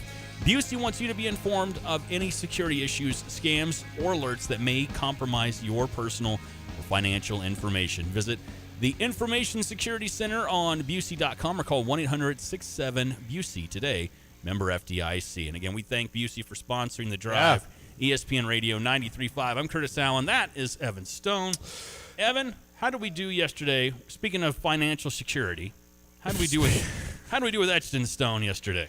Well, we had 4 picks. Mm-hmm. We went 2 and 2. That's all right. 500, we'll take it. You break even. Depending on what you Mercer came out big for us. Ooh, Mercer. Let's go Mercer. And Portland State came out big for us. So those are good. Tarleton State. Nope. Boy, they blew the doors off that one. Yeah. It was not our old friend. We had someone text in that I meant to mention yesterday. Just a good reminder that Tarleton State is coached by Billy Gillespie. Oh, yeah. So blast from the past right there. And I'm pulling it up here. And our last game was Hofstra against Stony Brook. Yeah, you like Stony Brook. So Hofstra, they lost pretty good. So we missed that one. Tarleton State lost by they had the cover. And then what in happened? the last like 30 seconds. Just bleh. And they just and I promise you, we will smash. Well, they smashed, but it also both ends, man. It just did not work. Just did not work. So we went 2-2 last night, but the big ones were for sure Hofstra Mercer and Portland State. So Mercer is now 13-2 against the spread this year. That's an 87% cover. I'll take that all day. Hey, that's not bad. Yep. And Portland State is they're also a number. Mm-hmm. They're a number, are they? You know what I mean? Is that a word? Is that the number? Yucky?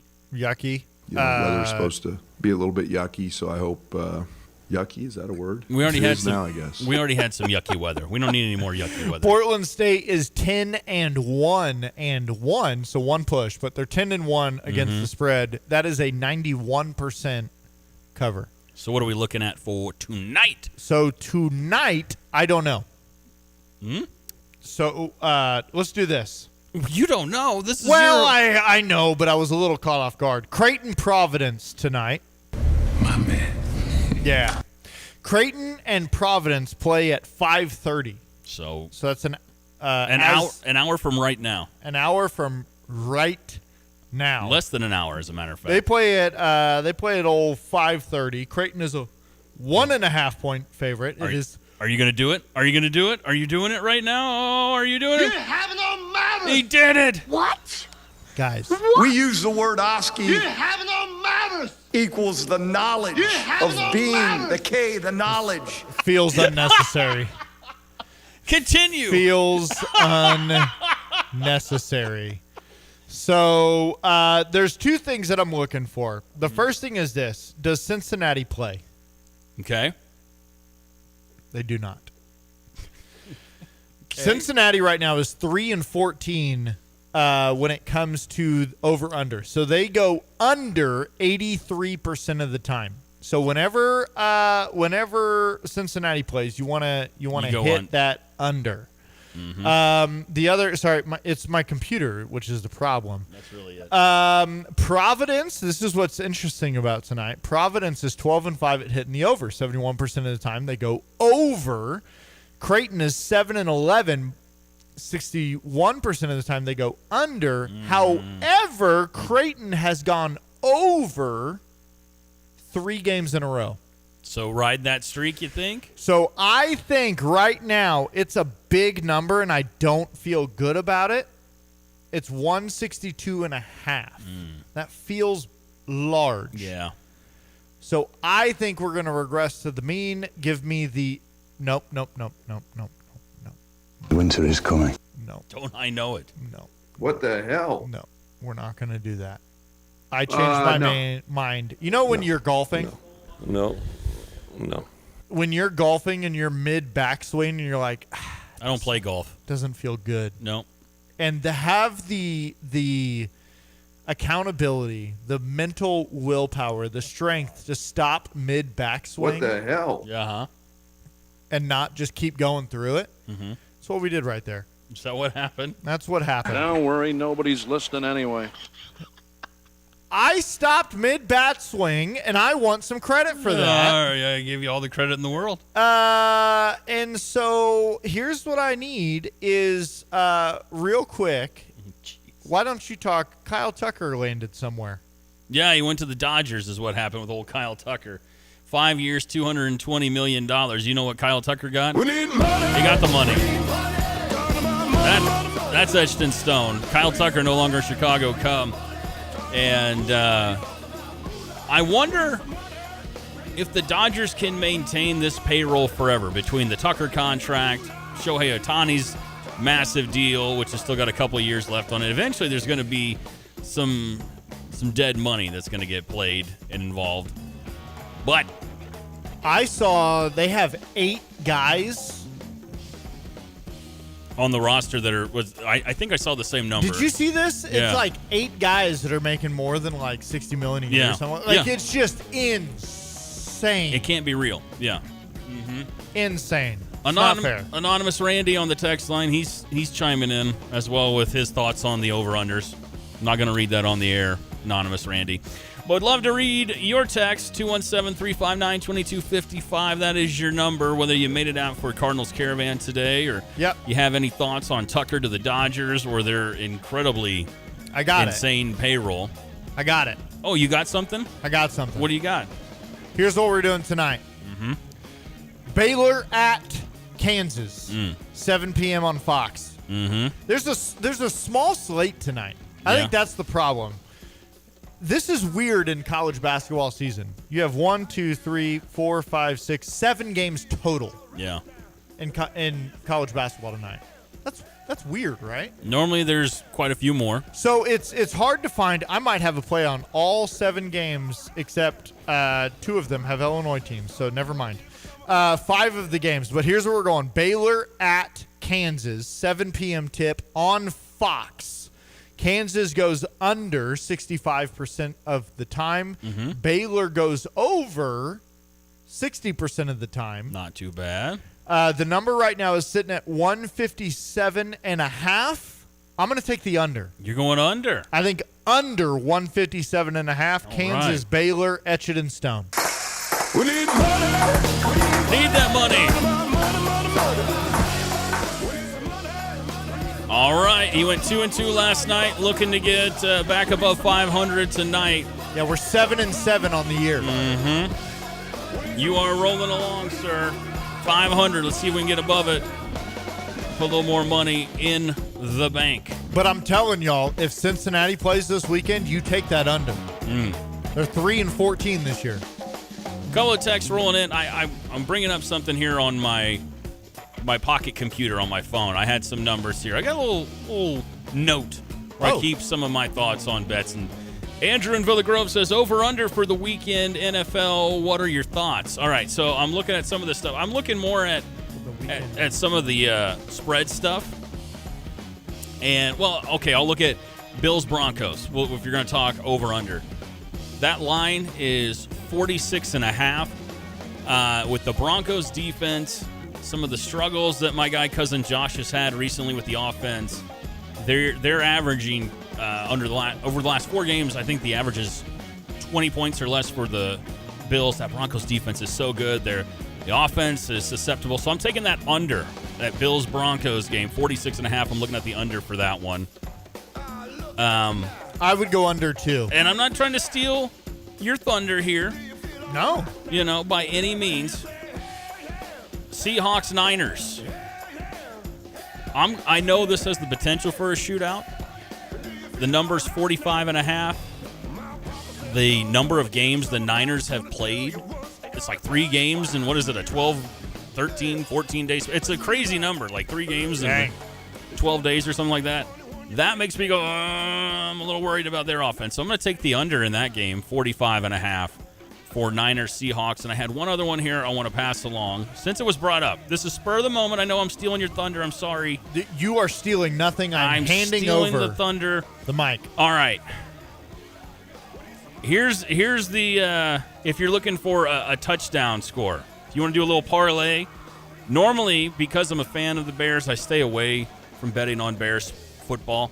But if you're looking for an odds for touchdown scores, DeAndre Swift with a rushing touchdown is at plus 150. That D-line of the Rams is susceptible. I like that one. And then Puka Nacua is a touchdown machine, and he's gonna draw a lot of attention, but he's also going at minus 115.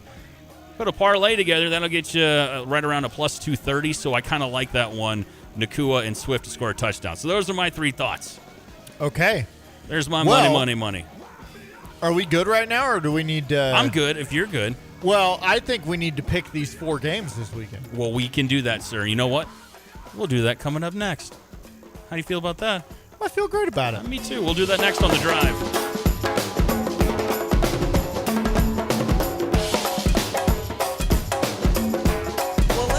About the team there at GFT, Gail Frericks Trucking. You mentioned their support of your grilling as the pitmaster, Tim Onstad, and your assistant and office manager there is your wife, Donna. Just such a great team, and again, you're able to support the drivers and give them the time off and the family time they need. Well, our drivers are the key to everything we do, and we had a great celebration with the drivers and for them. Right now, we started getting a few new trucks in. We've got brand new 26 Freightliners that are going to reward some of the long-term drivers that have been with us. They'll get to go out in a new truck. And that's going to open up a couple of spots for new drivers to come in, and somebody that wants to make good money, get home time, work their way up through the company. That's a great opportunity for them. They can get me on email at timo@gftlog.com or call the office at 765-793-7131.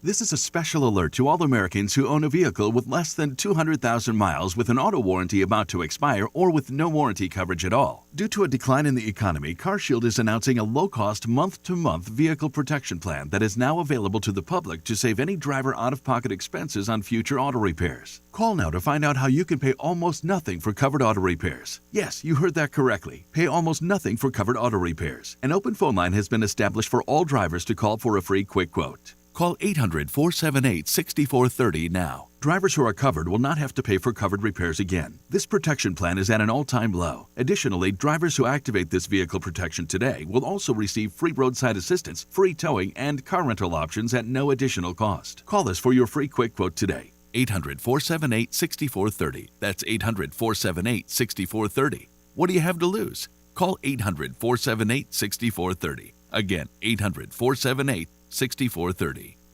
Football season has kicked in, and you can bet like a pro with the world's largest sports book at your fingertips. Circus Sports Illinois. It's sports betting the way it should be, with high app limits, low holds, exceptional customer service, and no bet fees ever. Other books may charge you just to get on the field, but with Circus Sports, every play is yours to call. Start betting like a pro from anywhere, anytime in Illinois. Download your new bookie today at circusports.com. Must be 21 or older. Gambling problem? Call 1-800-GAMBLER. Pia's is the place for Illini fans. And with basketball season underway, remember to meet friends with their orange and blue on at Pia's, 1609 West Springfield Avenue near Madison, Champaign. Enjoy terrific slugger burgers and wings and great drink specials before riding the Illini shuttle to the game as you leave a half hour before tip-off and are picked up in the Circle Drive within 10 minutes of the final buzzer. That way you'll get back to Pia's and be able to celebrate the win. Pia's Sports Bar and Grill, saying go Illini. Hi, I'm Tyler Weaver, president of Carpet Weavers Flooring and Furniture Gallery. It's time to come home to Carpet Weavers. We don't want you to just like your new floors. We want you to love them. From waterproof floors and carpet to furnitures and design advice, we've got a team of experts on your side. We'll get you the best price and the best quality products. And complete your home with furniture and accessories. Buy it all with free financing too. Come home to Carpet Weavers, where floors, furniture, and family meet. Since we opened our doors in 1868, Busey has fostered deep customer relationships and vibrant communities, embodying a legacy of partnership and progress. With multiple lines of business, we provide a range of financial solutions tailored to your needs. From digital banking to planning for retirement, Busey is here to help you achieve your financial goals. Busey Bank, building business, growing wealth since 1868. Member FDIC. The Drive with Curtis Allen and Evan Stone on ESPN 93.5. It is. And then I said a pickle. What? A pickle? Pickle? What are you talking about, a pickle? That was the punchline to the joke that I was telling you. I didn't hear any joke from you. What joke did you tell me? Well, you put your headphones on before I got to put my headphones on. Oh, well, that explains it. All I heard were The soulful sounds of Imagine Dragons. I didn't hear you. You know, my middle son, Asher, Mm-hmm. who's hilarious and just awesome, he had an obsession with Imagine Dragons. Yeah. Was it the name? Was it the name that got him? No, he loved the Thunder song. Thunder. Yeah, the Thunder. Yeah, my kiddo's same thing. What's this song? This is Radioactive. This was the Radioactive. This makes you feel old. This song is 15 years old now. How that's possible, I do not know. He was obsessed with Thunder and would make us play it every time we were in the car. Yeah. So ESPN Radio, this is The Drive, 93.5. That is Curtis Allen. And I am the Evan Stone. Like you're the Rock. The Evan Stone.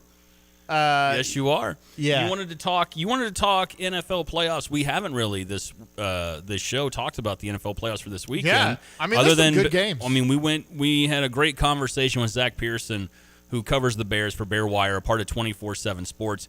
But we didn't get to talk about a lot of the other games, and so I was kind of going through some of the over-unders and the spreads when we were doing Etched in Stone a moment ago. And you said, hey, let's dive into this a little bit. And you know what? We got our Friday toast on the way. Well, let's do it, baby. Let's hang. All right, man. And let's hang. We're going commercial free for the next 15 minutes. Whoa. We do that anyways, but I'm just letting you know. We're commercial free from here on out. It always is funny to me when radio stations do that. I know a lot. I know there's plenty that do that. We're commercial free for the next 2 hours. I've heard that for years at different stations, but it's just like, yeah, I know. Well, maybe you do that anyways. Yeah, I know. Yeah. That's what. Yeah, but you know what? It sounds good to bring attention to it. I digress. Matt in Sydney says your son has good taste in music. There you go. Well, you disagree? Nah. You don't like your son? Well, Imagine Dragons. You don't like your son's music, is what I said. I was about to say that was aggressive. That was too much. I'm sorry. He goes to sleep every night to the Titanic soundtrack. That's his favorite. Hey. His choice, not ours. Let me tell you something. I once saw Celine Dion live in concert in Vegas, and it was magical. Not that. But I'm just letting you know, when she does the theme. I bet she was great. There were a bunch of young French women in front of me at the show, and they all stood up and went, "Bravo, Celine! Bravo, Celine!" And I was like, "Sit down! I can't see Celine in the waterfall, you idiots!" Near. But anyways, we got way off subject from NFL playoffs. Yeah. No, he listens to James Horner. Okay. And so when we do our Spotify Wrapped every year, it's like you are in the top 0.0001% of James Horner fans. Yeah, anyways, it is fun when the Spotify Wrapped comes out and you're a parent, because boy, I tell you, if you know me, you know that I'm a big hard rock and heavy metal guy. But it's just funny, in the middle of my favorite artist, there's Kids Bop at number 3. You know. Well, speaking of Titanic, someone had that meme that was like when Spotify Wrapped comes out, and it's old dude from Titanic when he's trying to sneak onto a lifeboat, and he's like, "Please, sir, I have a child." It's like, yeah, that's all of our Spotify Wraps. We have kids. Okay, really interesting games this week, and I was looking at this earlier this week as we get into these divisional rounds and new matchups. Mm-hmm. I think that's what's so interesting. We're looking at we're getting to the end of the playoffs, and you've got Bills, Broncos, Niners, Seahawks, Texans, Patriots, Rams, Bears. Mm-hmm. Yeah. I mean, like no Eagles, no Chiefs, no like these teams that have really been kind of stalwarts. Mm-hmm. They are nowhere to be found. Well, it is nice to see the Broncos and the Bears.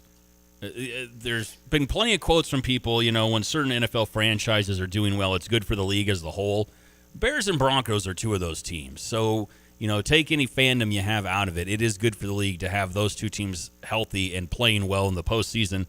It's nice to see the Texans get beyond a one and done here and have a legitimate chance to beat the. I mean, we'll get into all this in a second. But boy, the Texans are they have the worst odds to win the Super Bowl, which is wild to me. But I would not count this team out of anything, including this weekend. So let's start there. Let's start with the Patriots and the Houston Texans. It is. Was that Sunday? It's this Sunday. Yeah, it's Sunday at 2 o'clock. And a very, very intriguing matchup to me. Drake May has been playing out of his mind, but the big knock has been, who've they beaten? You've been one of those guys pointing that out. They've only got one real quality win. They're in a bad division. Who have they beaten? But, man, he's been out of his mind with the way he's playing. It wasn't even one quality win. It was one win versus an above 500 team. Yeah. So, and that was Buffalo. And now this Texans team comes in, and their defense is the real deal. Yeah, I mean, this Houston defense is the front four. Whew. As a Bears fan, man, I wish they had a pass rush like the Houston Texans pass. A violent, nasty, aggressive pass rush. And they play in control, too, with all that chaos that gets thrown around and how they attack the quarterback. Some of the stuff that they were doing last week was insane. What they were doing to poor Aaron Rodgers was insane last week. It was nasty. Now, the same thing comes to play in here when you look at a Houston team, a dome team going to play in Foxborough where the weather could be I actually haven't looked yet. There's been snow moving out east, so I mean that comes into play. So right now the line at this game is 3 points.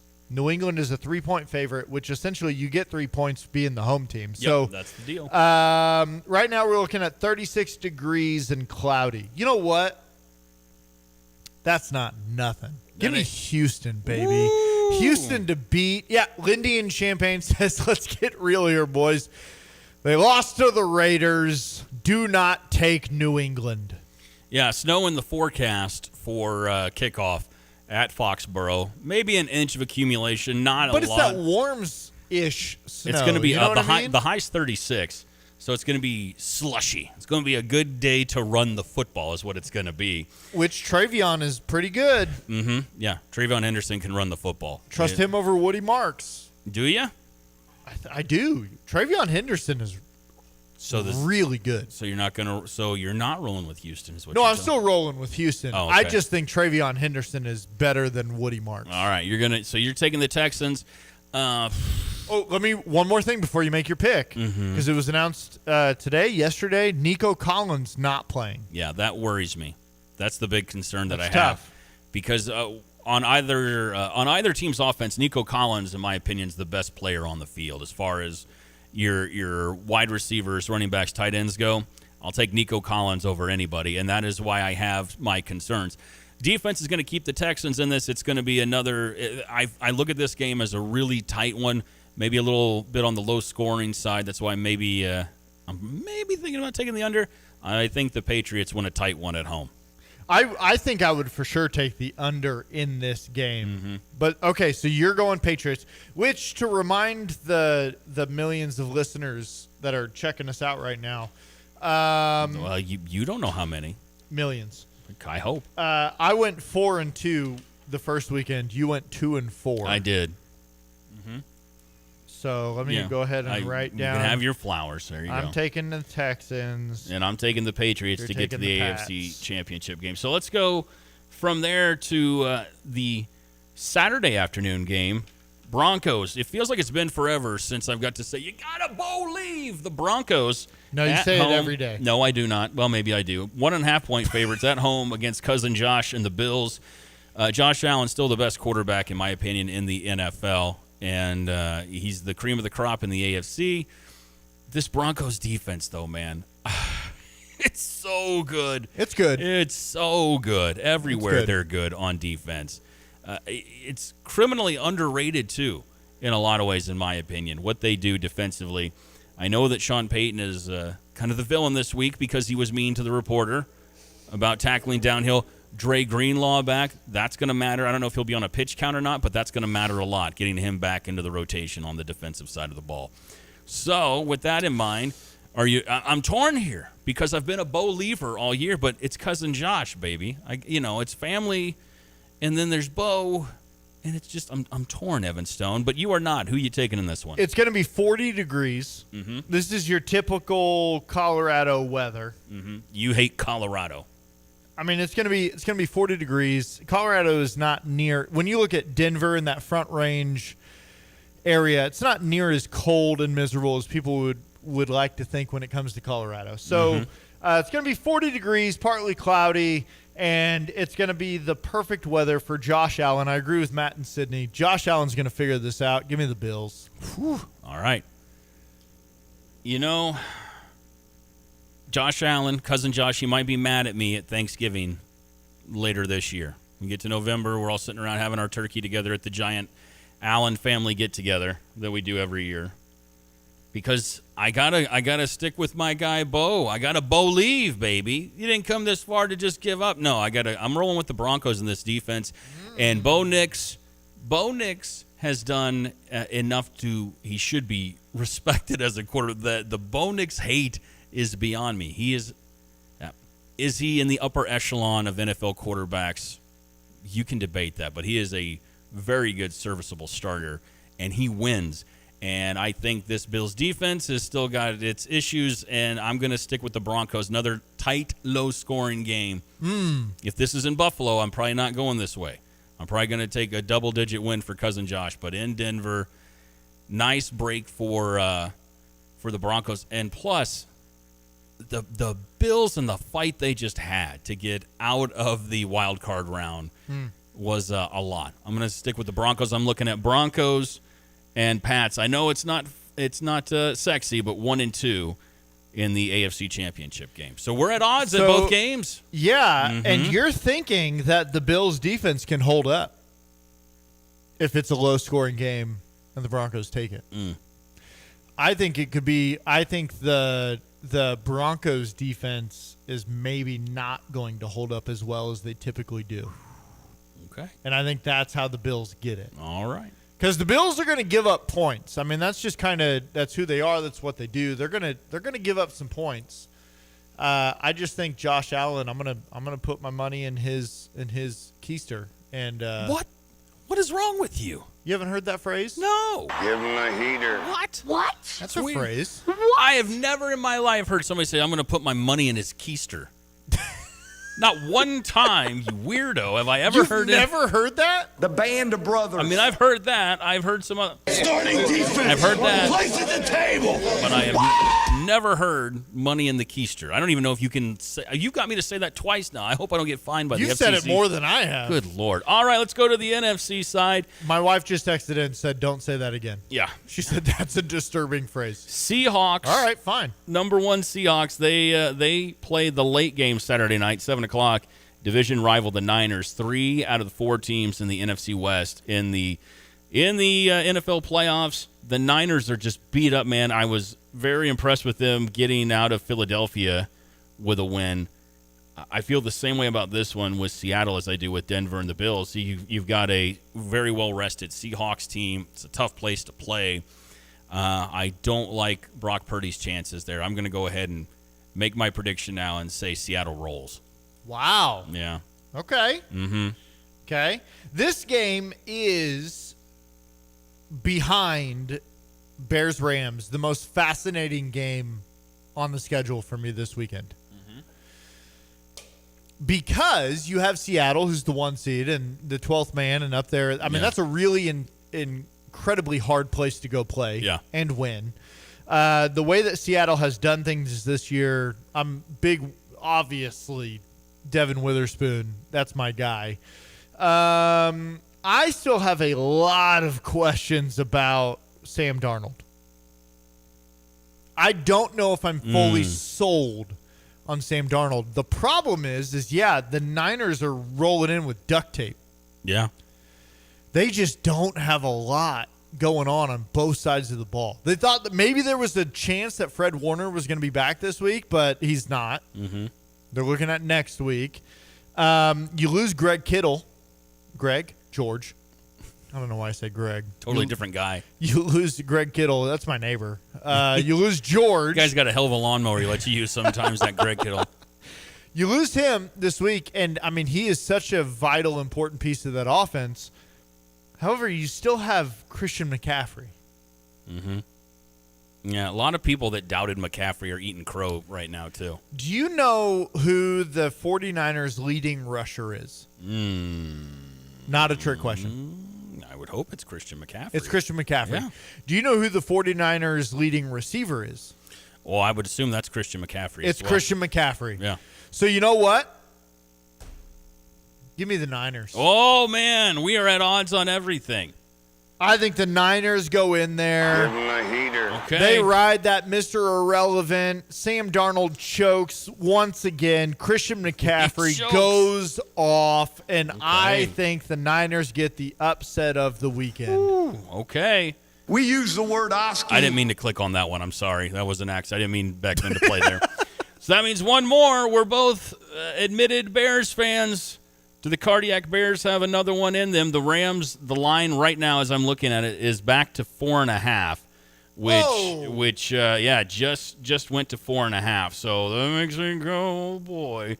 And you're getting 3 at home. I will defer to you. We've been at odds on every pick. Go ahead. We have. I'm going to be honest right now. I thought 3.5 was disrespectful. 4.5 is insulting. So you think the Bears cover?